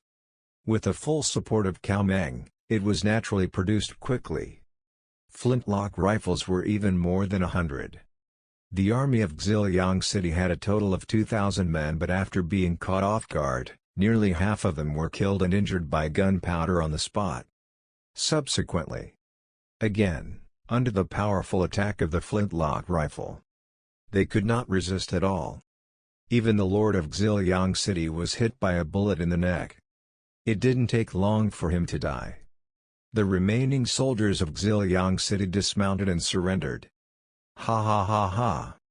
Seeing the soldiers of Xiliang City kneeling on the ground, Cao Meng can't help but laugh with excitement. Get up quickly, you were just following the wrong master. After Cao Meng made some false statements, he gathered these soldiers under his name. He became the leader of the Northwest region, followed by justifiably occupied Xiliang City. So far, Northwest, Southwest and South had a relatively clear situation. In the great desolate capital, Captain Dong, who heard this news, was furious. Cao Meng, Xiata, these two criminals actually dare to write a letter saying that they have no choice but to respond to the public opinion. Captain Dong looked at Cao Meng and Xiata's letter. He wanted to tear it to pieces on the spot. Cao Meng and Xiata were at the suggestion of Zhu Gaming and Guo Jia. There was no direct flag, instead, a hypocritical letter was sent to the court, saying that it had to be done for some special blah blah blah reasons. Where is Shanfeng? Captain Dong shouted. Your son is here, what is the order of the foster father? A tall, handsome young man came in. Seeing this young man, there was a hint of satisfaction in Captain Dong's eyes. He was an adopted son and his name was Lu Shanfeng. He had the courage of 10,000 men. Shanfeng, Cao Meng and Xiata dare to make trouble. You have to lead the team and take their heads back. Captain Dong ordered. Yes, foster father. Lu Shanfeng took the order without hesitation. The focus of Captain Dong's forces had to move to the west because of the actions of Cao Meng and Xiata. This also led to the pressure on the uprising troops in the east and southeast plummeting. Lots of teams started to emerge again. In the southeast zone around a large lake, there were many teams. The team leaders gathered here one by one. They were discussing together about the next battle. In a remote part of the lake, a young man with a poor appearance was standing and was looking at the big lake in front of him. With a burst of emotion in his heart, he picked up a pendant that had been hanging around his neck. To be precise, it was a token. This young man named Zhu Changba can't help but think, this token, it is said that it was passed down from the ancestors, when the ancestors used to follow Emperor Qi, went to heaven and fought alongside the gods. And this token, it's the reward of the gods. Fighting alongside the gods. Thinking about this, Zhu Changba was fascinated. Thinking again about his current situation, he couldn't help but feel a little depressed and lonely. In the big picture, Zhu Changba also led the people around him to resist because his ancestors were from the Great Desolate Army. Zhu Changba practiced martial arts from childhood and was elected by the villagers as a negotiator. However, there were only 10 people in his team. It was not even qualified to participate in the discussion meeting of each team. I can't lose the face of my ancestors. Now in this troubled world, maybe I can also fight for glory. After thinking about it for a long time, Zhu Changba finally made up his mind.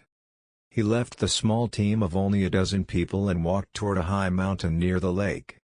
Zhu Changba heard people say that this mountain was inhabited by a master. His name was Lu Ji, also known as Lu Tianji. It was said that he could know about the secrets of heaven. He was the descendant of the 3 colleges. A real scholar. For ordinary people, a scholar was a high and mighty figure that they'd only heard of and never seen.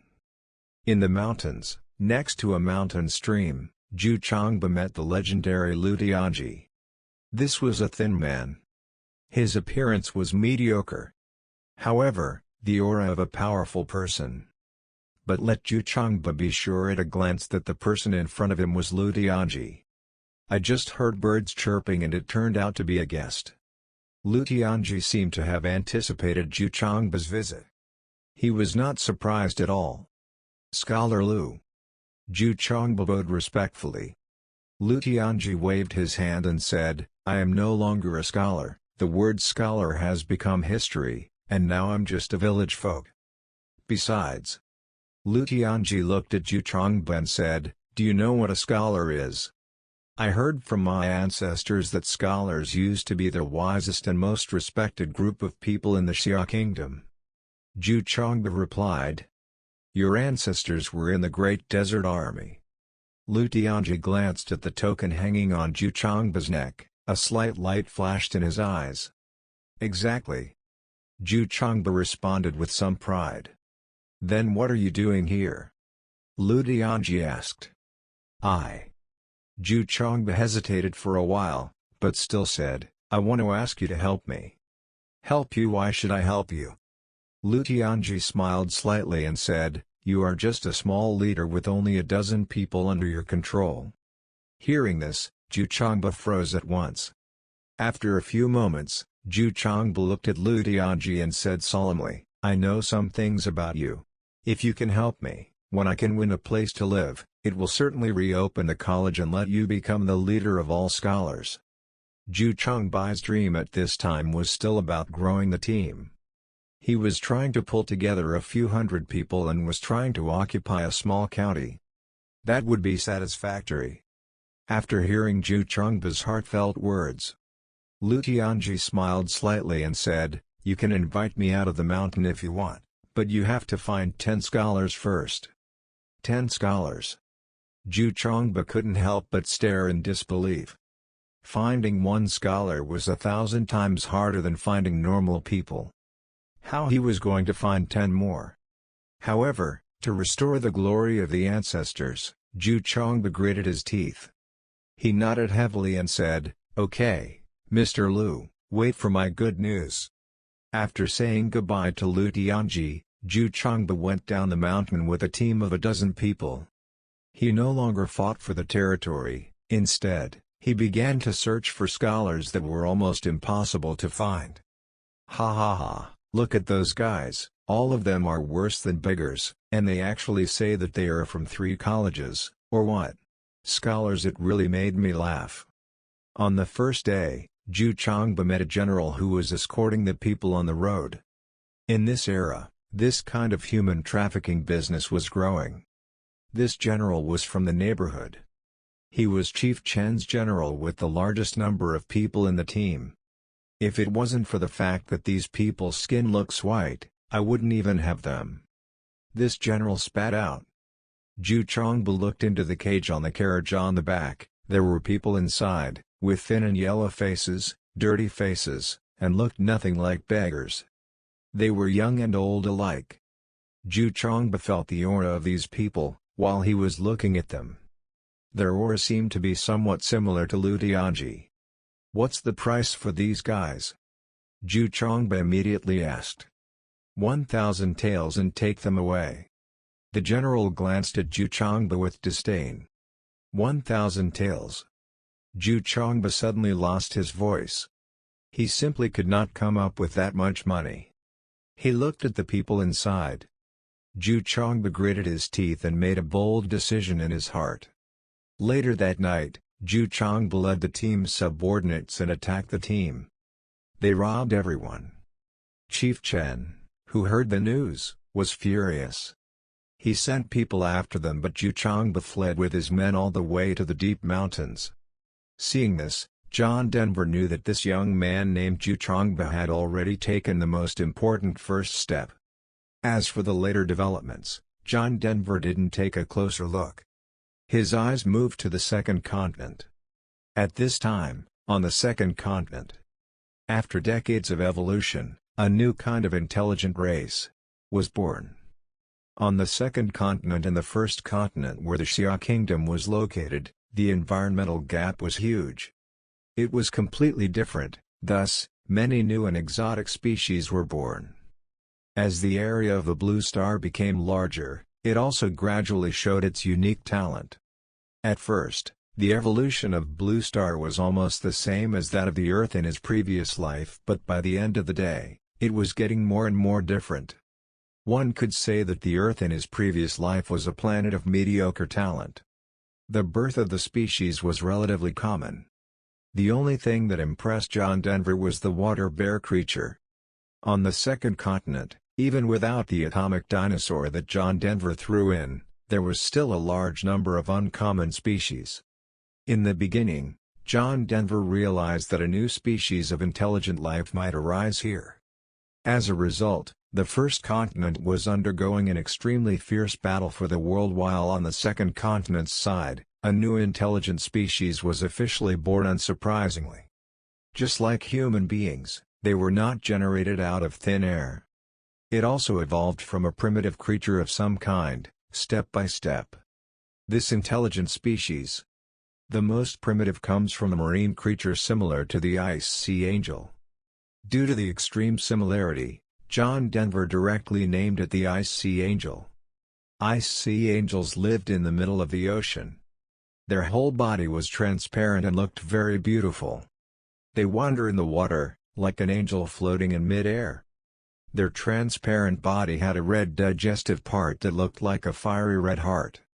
The orange part of the upper body of the ice angel was part of reproduction and digestion. Wing-like attachments on the body evolved from feet, allowing it to swim in the marine environment. Ice angels were bisexual creatures. Both males and females had different sexual organs. In the process of giving birth to the next generation, the two ice sea angels would stay together and then fertilize each other's eggs in each other's bodies. After some time, the little ice sea angel would be born. Ice angels had a long history. A long time ago, they lived in the deep sea.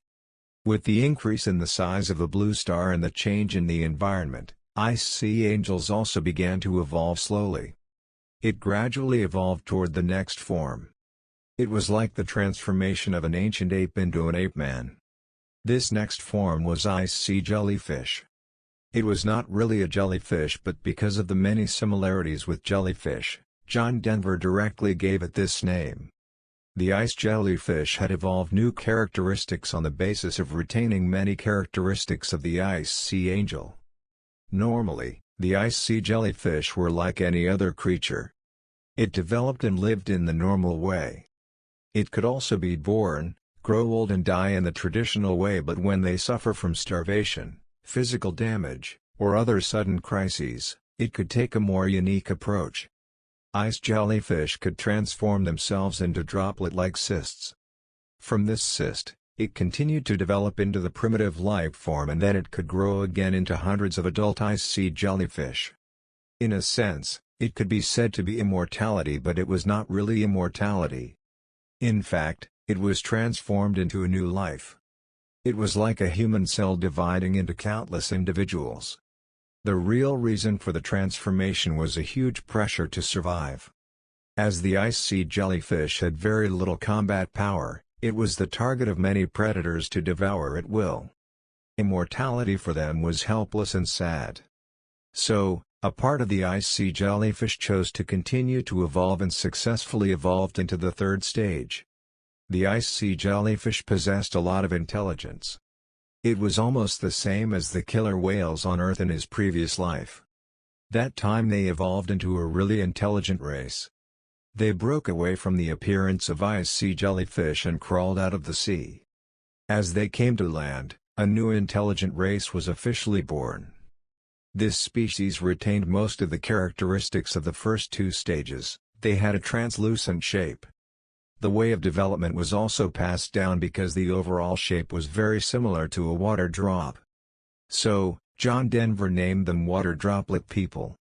Although both had the word human in them, water droplets were very different from humans.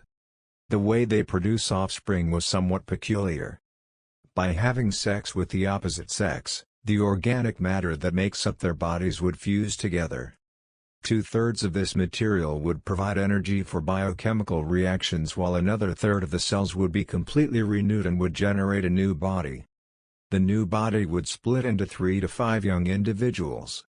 The memory and consciousness of the water droplet people could be partially passed on to the next generation so that a higher civilization could evolve in a harsh survival environment. Water droplet people didn't have to talk because they could communicate directly using brain waves. Their communication was extremely fast. There was no privacy or secrecy between individuals. The newly born water droplet people, despite being an intelligent race, they were still very weak. Their combat power was not even as good as that of humans. Their peculiar appearance was coveted by many creatures of the land. However, in addition to all of the above, the water droplet people had also evolved a very powerful racial talent. They could control the water to a certain extent. In the beginning, there were not many water droplets people same as humans. Their growing environment was even more dangerous. There were giant predators, atomic dinosaurs, saber-toothed tigers and other large predators there. There were many other beings that should not be underestimated. Water droplet people could only choose to hide for the time being. They hid in a remote valley on the continent, slowly growing. Gradually, the number of water droplet people was growing. They developed a civilization of their own. Their characteristics. Let there be no concept of lies, deceit, or concealment in the culture of water droplet people. Living in a cluster was an idealized collective civilization. That was to say, there would be no internal conflict. They were different from humans, who like to fight internally. But the external threats to the water droplet people were much, much greater. It would be nice if we could combine the characteristics of humans and water droplet people. Seeing this, John Denver couldn't help but think this way. The development of the civilization of water droplet people was much worse than humans. The technology tree did not even have roots. The most obvious was the place to live. As water droplet people liked light and heat, so what they built was not an ordinary building. They built pyramids. Pyramids were not only able to defend against the beasts outside, but it was also due to their special internal structure. It could absorb and store photothermal energy, letting water droplet people grow better. These kinds of pyramids were almost the pyramids that John Denver saw in his previous life. They were not exactly the same. Therefore, John Denver gave this pyramid a new name. Pyramid of Light. Later, another incredible creature came out. With the Pyramid of Light, there was a basic guarantee for the survival of the water droplet people. They started walking out of the valley and were slowly expanding toward the outside.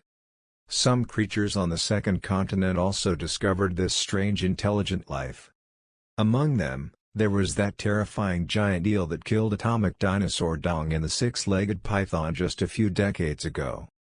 During these decades, this giant eel had always been the overlord of this piece of land. Although its level of intelligence was not at the level of intelligent life, it was also very high. Soon, the giant eel realized the potential threat of the water droplet people. Boom! Several loud noises followed. A giant eel slapped a water droplet man down hard to the ground. Under its huge body, there were even a few water droplet people who had already died.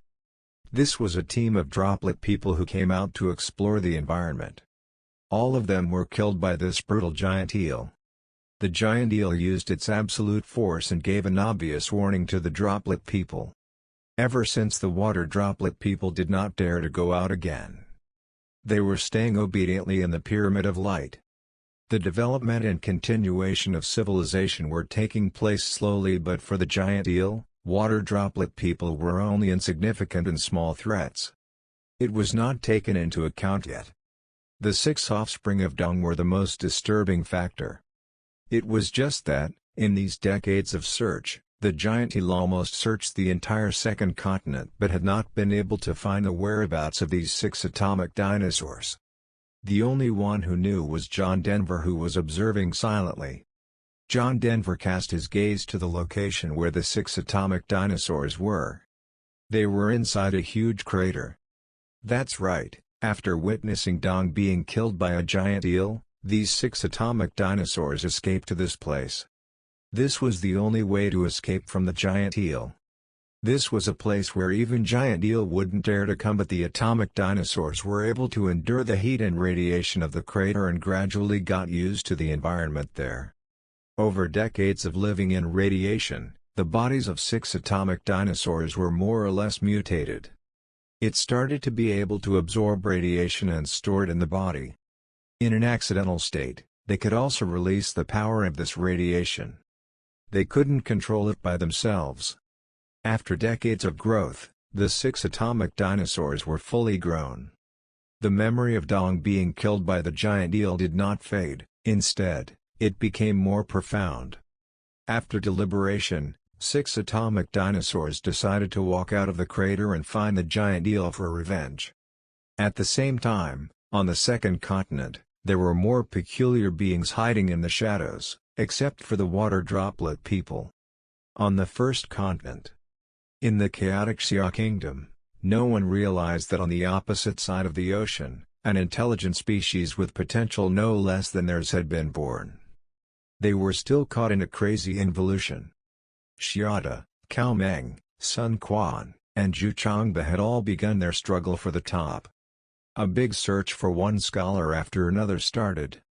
Firearms and guns were building. The emphasis on Keiwu had reached an extremely high point.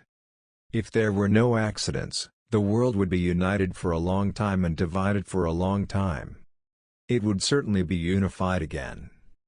It was just not clear which side was going to lead. After all, this was not the Earth of the previous life.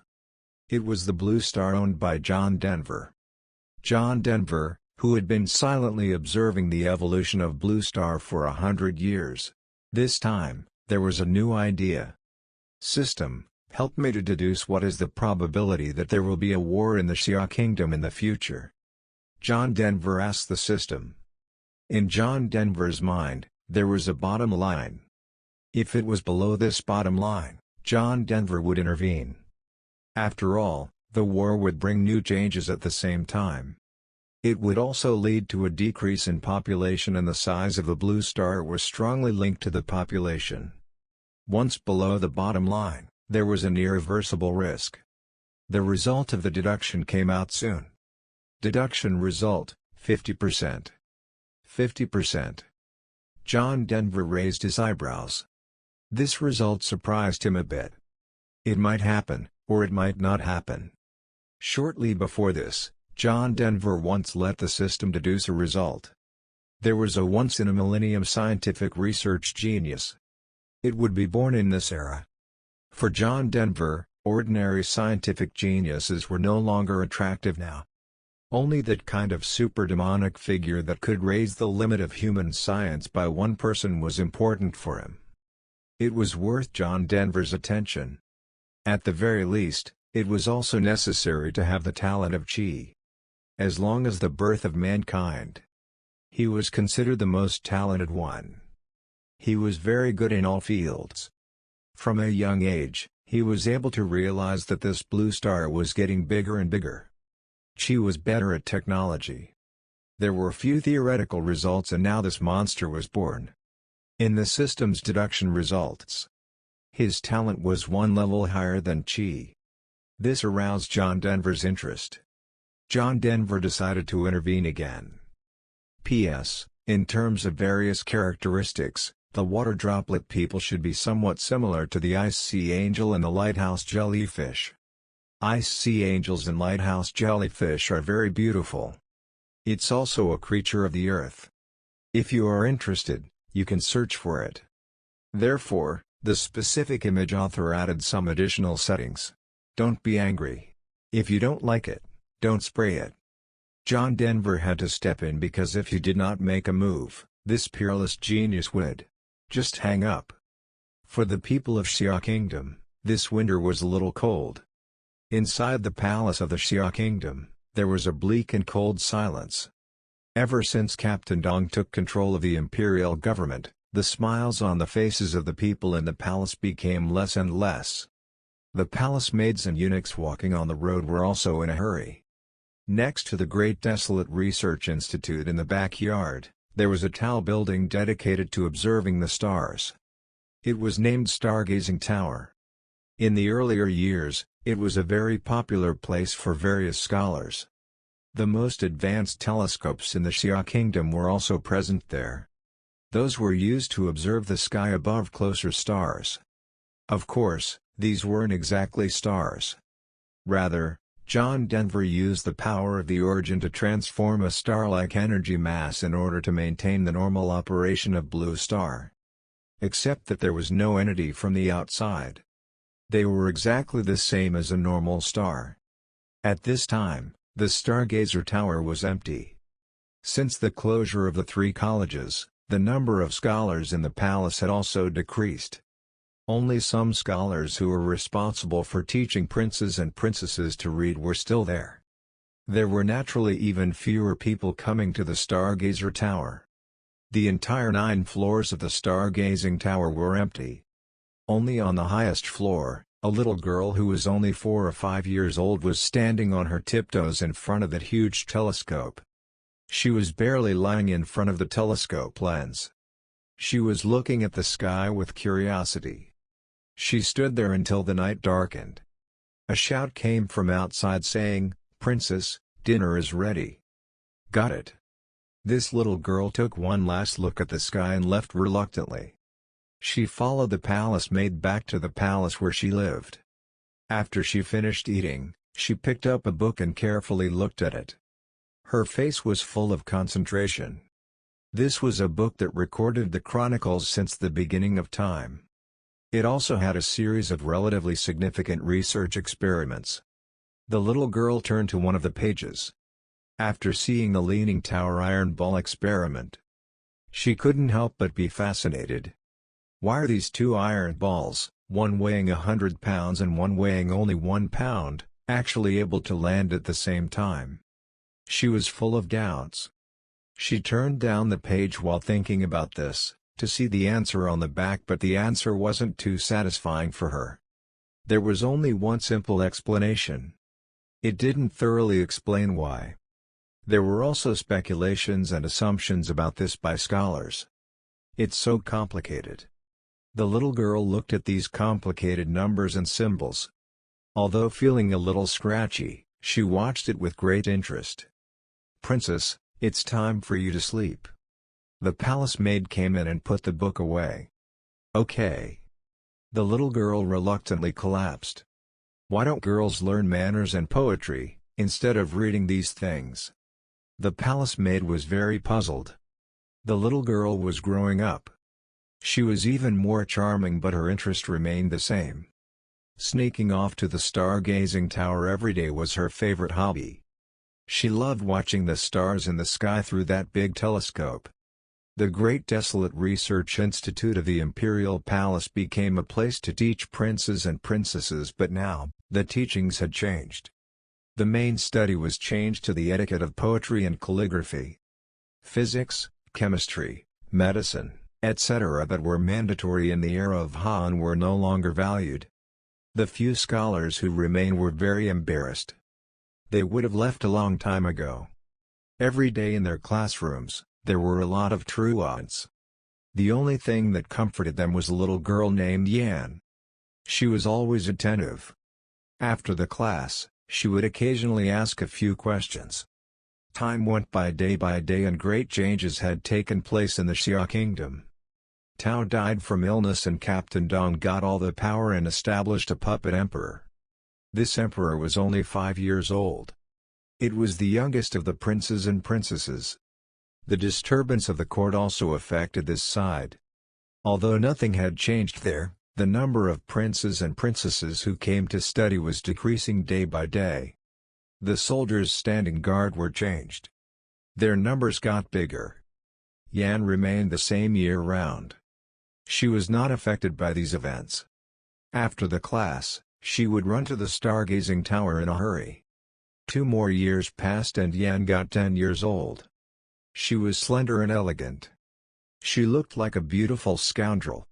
On this day, after Yan finished her class, she discovered that there was something wrong with the surrounding atmosphere. There were many soldiers coming outside. Immediately after that, a tall, well-dressed old man walked in. He had a very majestic aura. The old man walked straight in and came in front of Yan. After sizing her up for a few moments, he nodded slightly and said, "Not bad." After saying these 2 words, the well-dressed old man was escorted by soldiers. Yan was a bit baffled. She glanced at the scholar-teacher beside her. The scholar-teacher's mouth twitched. She wanted to say something. However, in the end, she didn't say it. She returned to the palace where she lived. Yan found out that her mother, who had always looked so sorrowful, actually prepared a large table of dishes with her own hands, this time with a smile on her face. Tao had a very large harem, and there were not 100 concubines but still dozens of them. Yan's mother was just one of them. A very insignificant one. Tao only came over once in a while. Yan only saw her mother's smile when Tao came over. Since Tao's illness and death, it was as if her mother had lost her soul. She used to sit in the room all day. Today, it was the first time she smiled. My Yan has grown up. Yan's mother looked lovingly at Yan's face with a small smile. Yan felt that there was something odd about this statement, but she didn't think much of it. After eating dinner, she just went ahead and kept reading. "Princess, from today onwards, you have to read these books." The palace maid placed a thick pile of books on Yan's desk. Yan took a curious look. However, it was something that she hated the most, such as etiquette, book of poetry, and book of songs. "Can you not look at it?" Yan asked in a small voice. "No." The palace maid sternly refused, saying, "This is what Her Majesty has explained, you must read it within 10 days. Okay. There was nothing Yan could do about it. She could only temporarily abandon that introduction to mathematics. Another year passed and Yan grew up another year old. Inside and outside the palace, Yan's name began to spread. During this period, Captain Dong came to the classroom again to check the knowledge of the prince and the princess. But Yan felt that Captain Dong seemed to have come to see her specifically. Maybe there was a trace of detachment towards her. This year, Yan finished memorizing all the books of etiquette and poetry. But she lied that she had only read a small part of it. In the remaining time, she read the idle books that the palace maids mentioned. What made Yan a little upset was that it was not that convenient to go to the stargazing tower. Palace maids always followed behind her.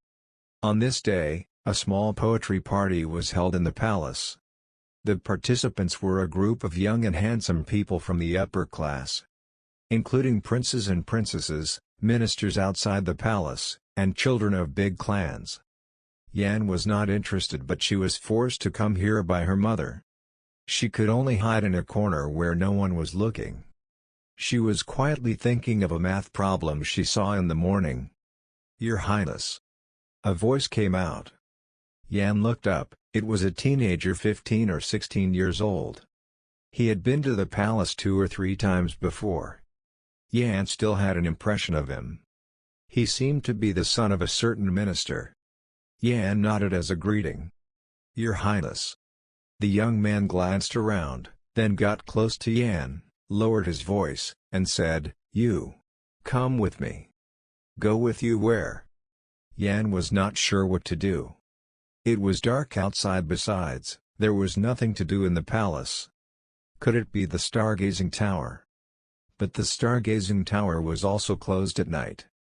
"Go wherever you want."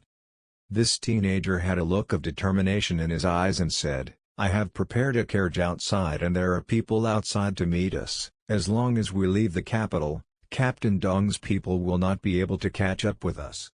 Huh? Yan was puzzled. What the hell was this guy talking about? It was so cold. What is she going to do outside the capital? "I know we haven't known each other long," the boy continued to say in a deep voice, "but I fell in love with the princess at first sight, and I couldn't bear to see the princess fall into the clutches of the devil, and I will definitely give my whole heart to you, the princess." Now Yan finally understood something. The other side liked her. Did he want to run away with her? Yan didn't know how to refuse it. She was not familiar with this young man at all. Although they met a few times, she didn't even bother to pay attention to the other person's name. "Princess." Seeing that Yan seemed to hesitate, the young man strengthened his tone and said, "Come with me. Do you really want to marry that sick consumptive Dong Chiu?" Marry Dong Chiu? Yan froze, but she was so smart. She reacted quickly and figured out that all of this happened over the past year. Originally, the attitude of the people around her changed. Was it because of this? For the first time, Yan lost the mood to think about math problems. She ignored the self-assured young man. She left the poetry meeting in a hurry and returned to the palace. "Yan, why are you back so early? Did something happen?" her mother asked softly. "Mother, am I going to marry Dong Chu, the son of Captain Dong?" Yan summoned up the courage to ask. Yan's mother was slightly taken aback. Then she laughed and said, "Who told you that? Isn't that so?" Yan looked at her mother. There was a hint of sadness in her eyes. "Yes." Mother didn't notice the sadness in Yan's eyes, smiled and said, "This is a good thing." Yan continued to ask, "But I heard that Dong Chu is a sick man."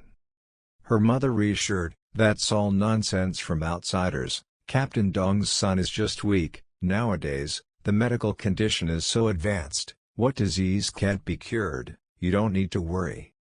But Yan's heart had gradually sunk to the bottom of the sea. The next day, Yan continued the class. She began to ask her teachers and siblings. The answers received were basically the same. Everyone was congratulating her for marrying the son of the powerful Captain Dong. That famous sick consumptive. The smile gradually disappeared from Yan's face. Although, she kept reading books every day and still liked to go to the stargazing tower to look at the stars through the telescope, once in a while. She would also be bewildered. On this day, after finishing her class, she came to the stargazing tower. So the palace maids did not dare to come up now because Yan threw a few tantrums. They had to stay downstairs and wait. Not only were there very few people in the stargazing tower, but it was also out of repair. There were orbs like stars hanging one by one. This was the masterpiece of an astronomer in Han's era, but after all this time, these orbs were also old. An orb fell off. It fell off. It fell right at Yan's head. If there was no accident, this orb would directly hit Yan's little head. This princess would die on the spot. Observing this, John Denver finally made a move. He shook a trace of air. The trajectory of the orb's fall was deviated by a little. Thus, it avoided Yan. With a thud, the large round orb landed on the floor. A dull sound rang out and it startled Yan. Yan turned her head to look. Only to find out that one of the orbs above her head fell off. Fortunately, Yan patted herself. She just wanted to breathe a sigh of relief. Suddenly, she realized that something was wrong. She lifted her head and looked at the place where the falling orb was hanging above her head. It was right above her head. When the orb fell down, shouldn't it just hit her? But why didn't it hit? Instead, it went to the side. The more she looked at it, the more strange Yan felt.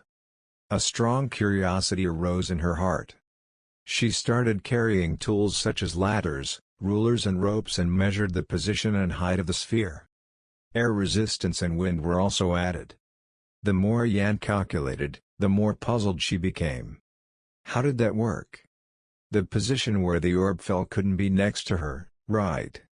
Could it be that the theory in the book was wrong? Didn't the falling object follow free-fall motion? There was deep confusion in Yan's eyes. She put that result aside and moved the ladder once again. She was ready to test again. No need to measure it, I just made the orb's trajectory deviate. In the air, a line suddenly appeared. Yan was startled. The ruler in her hand was thrown out. As a materialist, she never believed in ghosts and gods. This scene simply turned John's worldview upside down, but Yan was mentally strong. After a while, she carefully asked, "You? Who are you? Do you know the legend of your ancestors, Desolate and Chi?" John Denver displayed the text to ask a question. The two ancestors. Yan was slightly stunned. She had certainly read about Desolate and Chi. In addition, she also took Chi as a role model. Inside the palace, she had read almost all of the books regarding Chi. In an instant, she thought a lot. Yan was so smart. She immediately linked to some of the legends of Chi. In the end, she said nervously, "You Are you a god of heaven? In the legend left by Qi, the most famous was about the guidance of the gods in heaven and fighting alongside the gods. There were many people who believed at first, but with the passage of time, most people thought that this was just a legend created to glorify Qi. In this world, how can there be any gods? You can call me Father. John Denver displayed the text and said, Father. Yan pondered the word for a moment and then bowed down and said, Thank you, Father, for your help just now.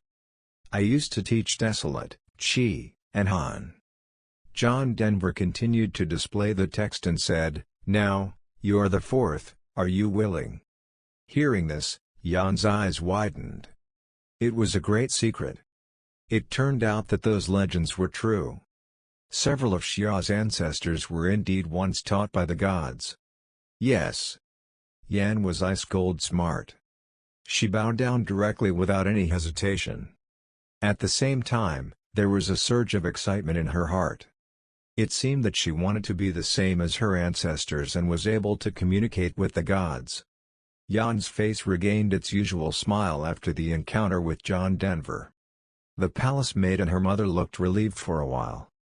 Both of them thought, the girl has finally grown up.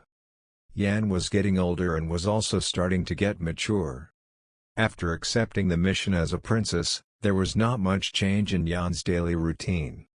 She was still reading etiquette poetry and books, going to class and going to the stargazing tower after class.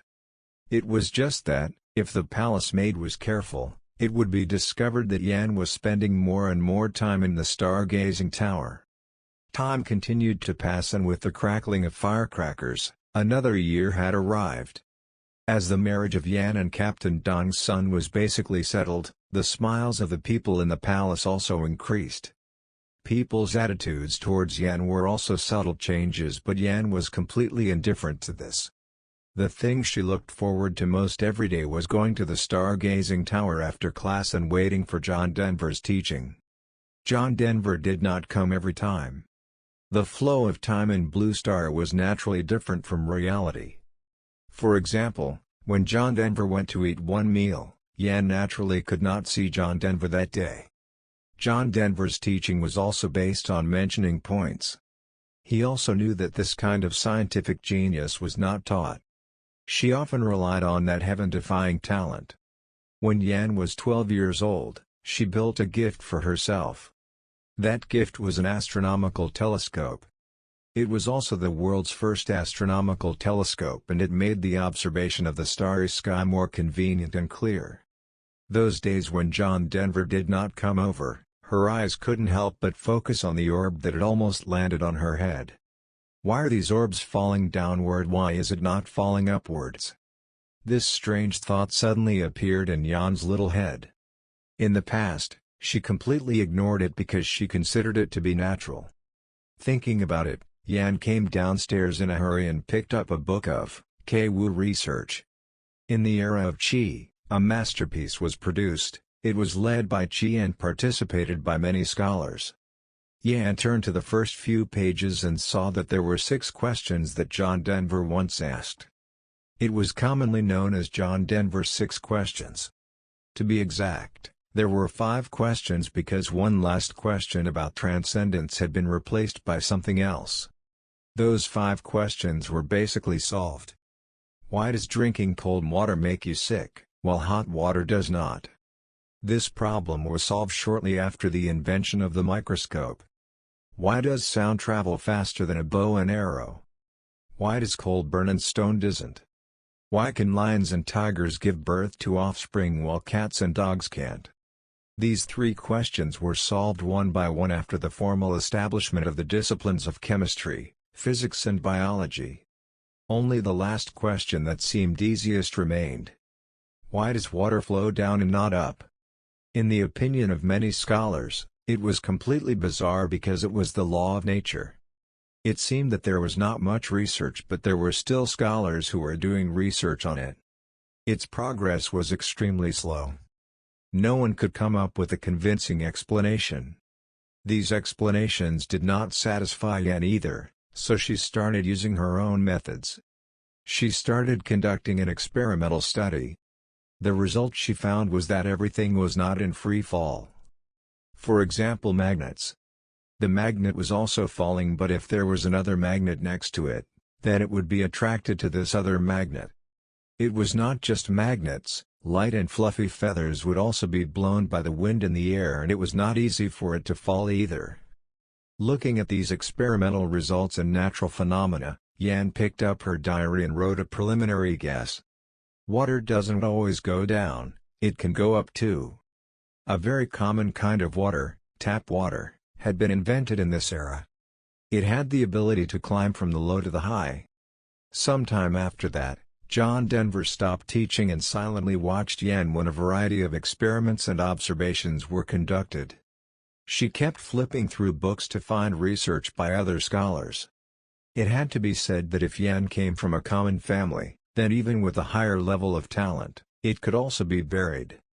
Growing up and getting married would be her destination.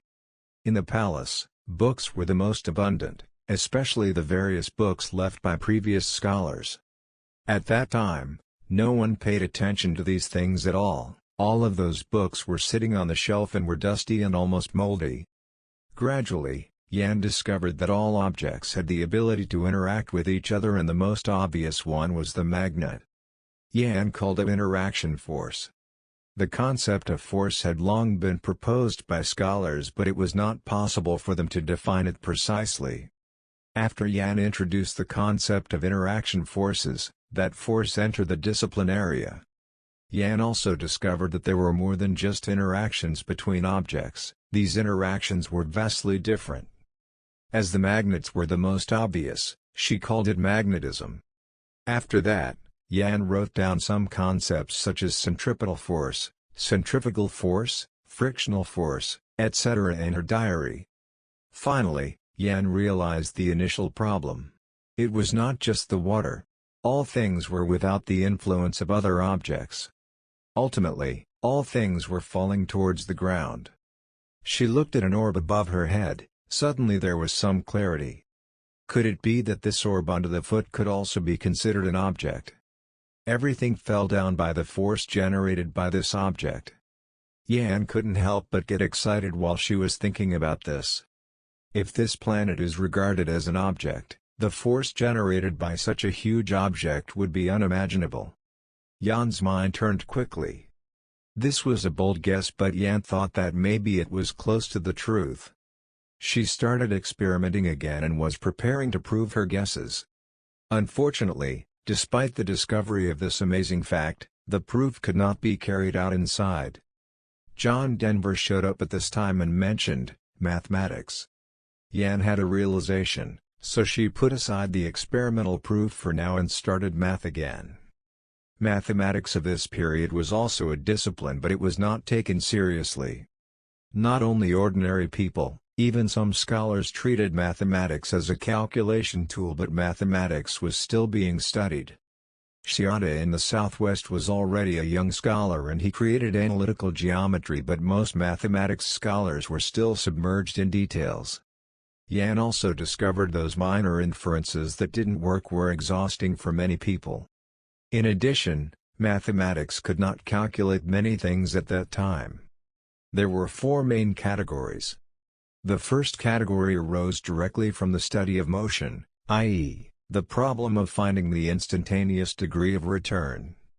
The second type of problem was the problem of finding the tangent line of a curve. The third type of problem was the problem of finding the maximum and minimum value of a function. The fourth type of problem was to find the length of the curve, the area enclosed by the curve, the volume enclosed by the curve's surface, the center of gravity of an object, and the force of an object with a relatively large volume acting on another object, and so on. These four types of problems were a huge headache for many scholars. Yan's various experiments were also limited by this. It was impossible to draw an accurate conclusion. Perhaps the answer needs to be answered from a different line of thought.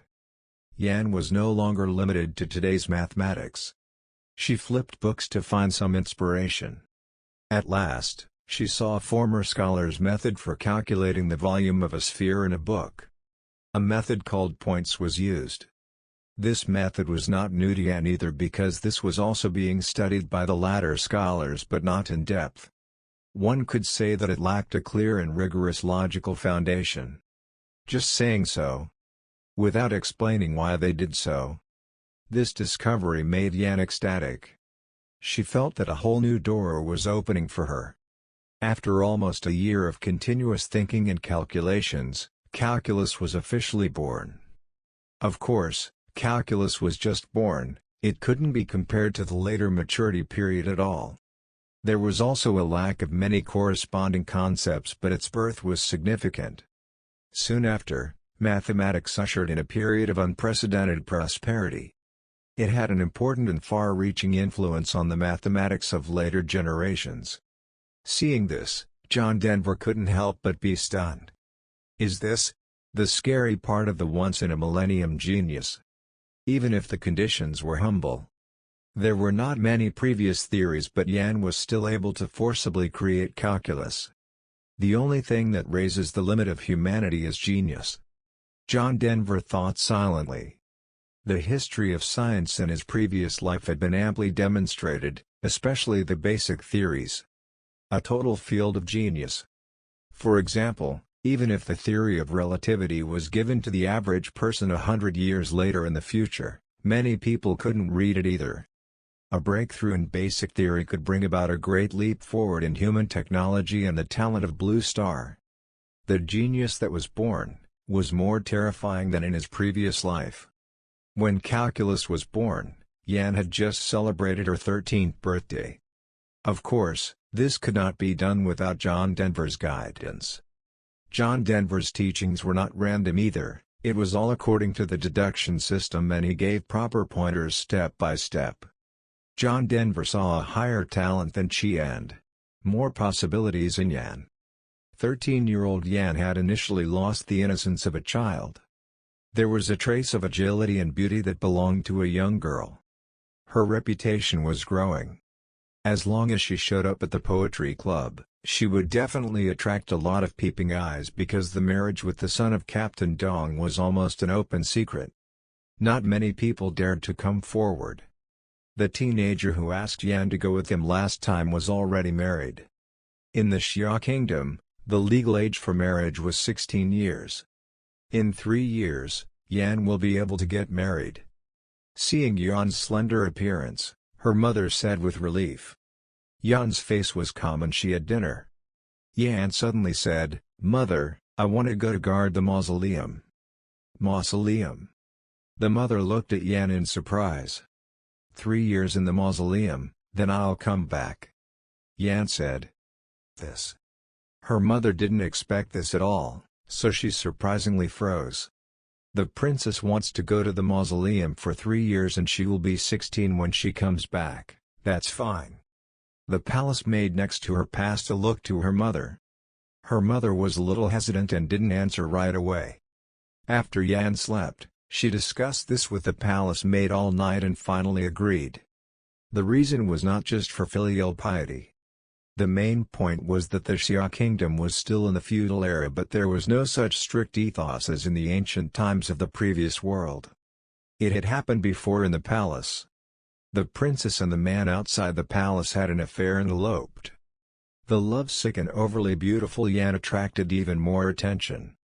Both the mother and the palace maid were worried about this. She could marry directly to the son of Captain Dong. That's what worried them. Yay, I'm finally leaving. On the way to the Royal Tombs Mountains, Yan, sitting in the carriage, clenched her fists excitedly. Naturally, she did not come up with this idea herself, it was John Denver who suggested it. Captain Dong did not stop her either. With the good reputation of the mausoleum, the value of Yan, his future daughter-in-law, would become even greater.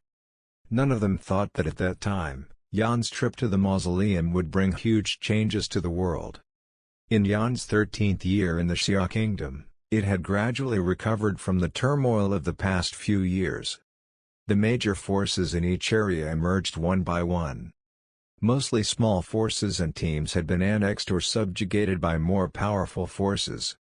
In the northwest region, Cao Meng relied on the advantage of firearms. Basically, the surrounding area was brought under his own name. The unification of the Great Northwest had been preliminarily completed. In the southwest region, Xiaoda's advance was even faster. After taking in nearly 100 scholars, Xiaoda's name of benevolence and righteousness spread further. More and more scholars were coming there, relying on these scholars. The flintlock technique on the Xiaoda's side was the most advanced. The guns were also improving from generation to generation. It had already reached the point where it could be used routinely. In addition, there was the help of Zhuge Ming, who was an expert. In the southwest region, nothing could stop Xiaoda anymore. In the south of the Great Desolate River, in the Jiangdong area, Sun Quan also built a Keiwu College. Since it was very close to the southwest of Xiaoda, Sun Quan was also aware of the growing threat of this neighbor. So he worked even harder to recruit scholars and develop local talents. Sun Quan had one major disadvantage as compared to Cao Meng or Xiaoda. That would be, he was just a commonly elected chief of the local native tribe but not really the one in control. Many natives were displeased that scholars were treated so favorably. So they protested against them. There were also people who insulted and ridiculed these seemingly weak scholars in public. "My lord, please bear with it for a while." Next to Sun Quan, a white-faced scholar advised.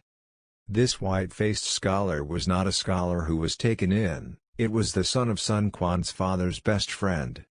Lu Sun was a rare scholar from the east of the river. Now he was Sun Quan's strategist.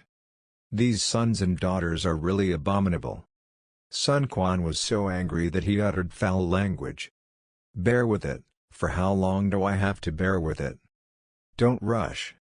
Lu Sun smiled faintly and said, "The reason why these natives dare to contradict the Lord to his face is that they rely mainly on the fact that there are many of them. But I heard that Xiaoda used to rely on a team of 500 men and he defeated the great clans of the southwest. Why was that? He relied on firearms." Hearing this, Sun Quan's eyes slightly lit up.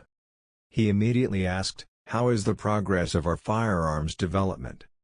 "My lord, just wait and see." A mysterious smile appeared on Lu Sun's face. The situation was basically set in the northwest, southwest and east of the river.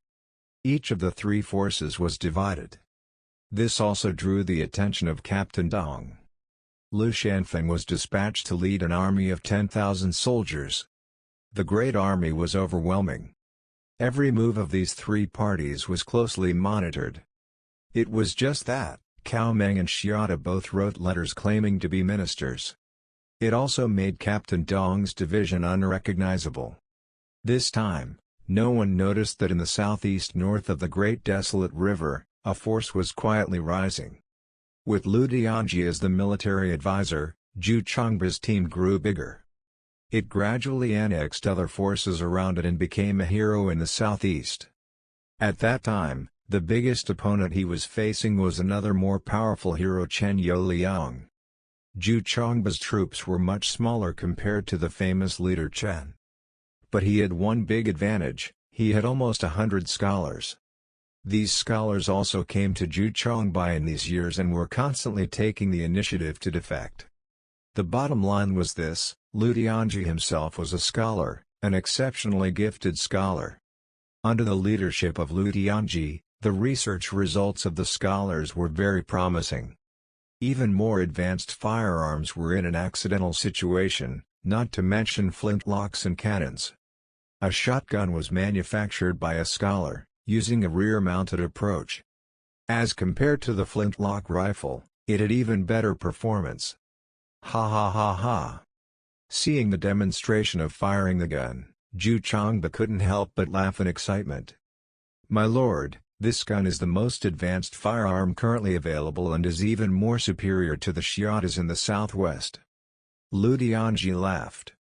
This time, all the forces had heard about it. Xiaoda had the largest number of scholars. The firearms that had been researched by them were also the most powerful. Really? After hearing an affirmative answer, Zhu Chongba was even happier. With this weapon in hand, why would he be afraid of Chen Youliang? At the same time, Yan arrived at the Royal Tombs Mountains. She also started her plan to build a gun. In the Royal Tombs Mountains, the Great Desolate Army was still a guard army stationed at the tomb. From the era of Qi to the present, the legacy of the Great Desolate Army had been passed down from generation to generation. But after all, 100 years had passed and today's Great Desolate Army was not what it used to be. Quantitatively, there were only 3,000 people. One part was the descendants of the oldest soldiers of the Desolate Army. The current Great Desolate Army was not the first army of the Xia Kingdom. The Great Desolate Army was like a silent guardian. Not many people in the world even knew about it. In the eyes of the world, the so-called Guardian Army was a bunch of old and weak soldiers who were not capable and muddling through. When Yan arrived there, she discovered that the facts were pretty much the same. In the Great Desolate Army she saw, there was absolutely nothing refined about each of them. Even for Yan, the princess, it was also perfunctory. One by one, each looking for a different place. They were drinking alcohol and were lying flat on their back. For most of the people here, guarding the mausoleum was a job of waiting for death. "Greetings, Your Highness." A black-faced man pointed at Yan and said a little respectfully. But on the face, a hint of impatience appeared. "A princess like you wouldn't stay out of a good place like the palace. Why did you come to this place?" Yan looked at the small token around the black-faced man's neck and asked, "Are you a descendant of the soldiers of the Great Desolate Army?" "Yes." The black-faced man pulled out the command token from his neck and sneered, "Back then, when my grandfather handed this thing to me, they even said that there was a battle between ancestors and gods. According to them it's a reward from the gods." "Ha ha. If it's really from the gods, will their descendants be so miserable now?" The black-faced man didn't believe the legend about the token at all. "Among the generals, how many of them have such tokens?" Yan asked. "This." The black-faced man thought for a moment and said, "There are probably nearly 2,000 people, it's ridiculous. All are the victims of this token." "Princess, don't blame me for being disrespectful. This token." With a cold smile on his face, the black-faced man said, "It should have been something that Emperor Qi rewarded the Great Desolate Army with in the first place. I don't know who it was that made it like that, but what else to say? The reason why the royal mausoleum was here was because the gates to the divine heavens are here in the souls of the Great Desolate Army and the ancestors guarded this gate here. I was stupid back then too. I actually believed that, but it's fine now. After more than 30 years, I'm still in this damn place. I'm too old, but it doesn't matter. I can't even get transferred." After saying that, he was surprised to discover that there was also a token on Yan's neck. It was just that this token and his token seemed a little different. The black-faced man's token was all black while the one in Yan's neck was white. "Princess, how come you also have?" The black-faced man was a little surprised and puzzled. "That legend is not fake," Yan briefly said and then walked towards the direction of the royal tomb, leaving the black-faced man with a surprised face. Yan's white token was naturally given by John Denver. These tokens were the secret left by John Denver back then. At the end of the grand competition, John Denver used the deduction system. According to deduction, 100 years later, Blue Star will give birth to a once-in-a-millennium scientific genius. But due to John Denver's interference with Xia Kingdom's development, this possibility decreased. Therefore John Denver no longer intervened. Instead, he left such a backhand. Seeing Yan walking towards the left of the royal tomb, the black-faced man froze for a moment. Immediately following, he said, "Princess, you want to? I'd like to go in and take a look," Yan said. The black-faced man didn't stop it, but just said, "Princess, this gate can't be opened." The royal tomb was divided into two parts, left and right. On the left were the tombs of Desolate, Qi, and Han. There was a huge stone door outside. On top of the stone door, there was actually a keyhole. There was no way to open this stone door. Yan did not speak, instead, she picked up the white token in her hand. "Princess." The black-faced man advised again, "We've tried all the tokens of everyone here, none of them opened it." "That's your token, not the key." Yan walked up to the front of this huge stone door. There was a trace of curiosity and eagerness in her eyes. She placed the white token in the keyhole. After that only a slight click could be heard. The huge stone door suddenly moved slowly. Naturally, John Denver had Hans set up this keyhole back then for this very day. Seeing the huge stone gate that no one had been able to open for 100 years, the black-faced man was stunned. The whole person was completely dumbfounded. When the huge stone door was completely opened, Yan glanced inside the black hole, but she didn't walk in. She was smart. It was naturally clear that the mausoleum was sealed for 100 years. Nobody could go in that easily. "General Chang." Yan turned her head to look at the black-faced man, and said, "Please help me call all the soldiers together." Only then did the black-faced man wake up from his shock and hurriedly responded, "Yes." Immediately after saying this, he turned around and walked quickly.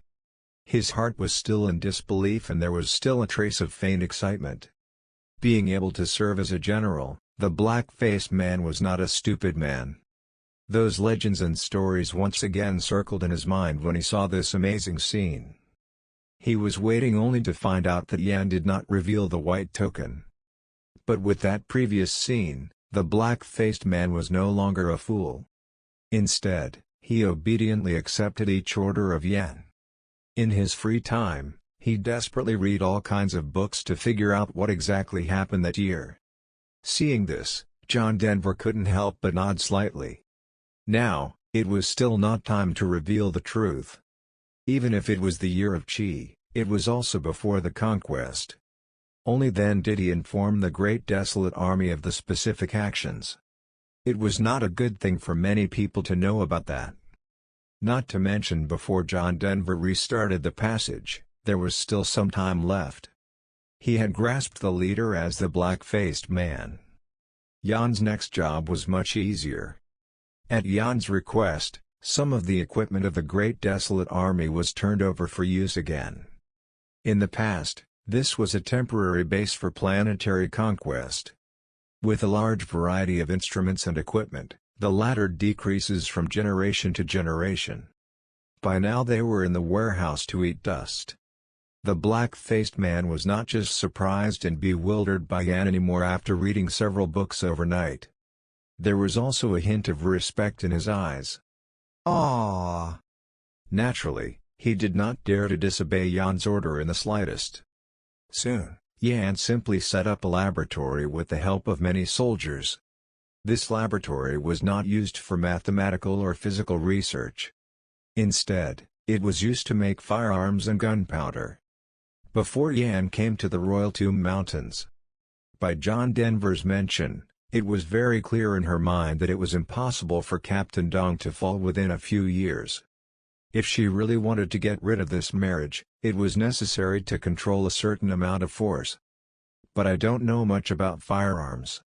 Looking at the rusted equipment, a trace of distress flashed in Yan's eyes. She was not the same as Qi. Yan was not an all-rounder, she was just good in the field of chemistry. Her biological field was completely ignorant. I should go and find a scholar who understands this. After thinking about it for a long time, Yan had an idea in mind. No one paid attention to anything that happened in the Royal Tomb Mountains. The current force's main focus was on the newly rising masters, such as Cao Meng and Xiata. Of course, at that time the largest force was still Captain Dong, who was controlling the capital. The great desolate capital beneath the calm surface, seemed that the undercurrent was surging too. Naturally, it was impossible not to know the importance of scholars such as Cao Meng and Xiata by Captain Dong. If we were to say that in the world now, where were the most scholars? They were not in Xiada's southwest, nor were they in Sun Quan's east of the desolate river region, much less Yuchangba's southeastern region. Instead, in the prison of the capital's punishment department, 3 colleges were judged to be plotting against each other at that time. Almost all of the scholars were imprisoned. Although some escaped from the back, most of them were still caught back. In the heyday of the era of Qi, there were tens of thousands of scholars. Even if they didn't get much attention, later on, the number of scholars was also more than 10,000 until the 3 colleges were closed. Inside the prison, thousands of scholars were locked up. Of course, many of them died after several years of time. On this day, a team of soldiers came to the prison. They had the token of Captain Dong, saying that they came to pick people up. How dare the guards stop them? Captain Dong was now covering the sky with one hand in the capital. He was even recognized as the most powerful party in the whole world. The jailer hurriedly invited the group of soldiers inside with a flattering smile. "Take me to the place where the scholars of the 3 colleges are being held." The tall general at the head of the group shouted coldly. "This way, this way." The jailer bowed and hurriedly led the way in front. Inwardly, he couldn't help but curse. Was Captain Dong also interested in scholars? It was well known that despite the fact that Calmeng, Xiada, Sun Quan and other forces were competing for scholar resources, Captain Dong did not take it seriously. He also claimed that only bows and arrows were the right way to go. All firearms and cannons were useless. The only team of scholars assembled by Captain Dong was researching sound-absorbing arrows. That's right. Rumor had it that in the era of Qi and Han, a very powerful bow and arrow. Sound-absorbing arrows needed vibranium. It was rumored outside that vibranium was stored in the palace treasury, but after Captain Dong took charge of the capital, he immediately sent people to search the palace treasury. There was no such thing as vibranium. Between times, everyone doubted whether this magical metal exists. For sound-absorbing arrows. If you like our video, please consider subscribe to our channel and like the video. This will motivate us to create more videos. Please give your feedback in the comments. I'll try to reach out and answer every comment.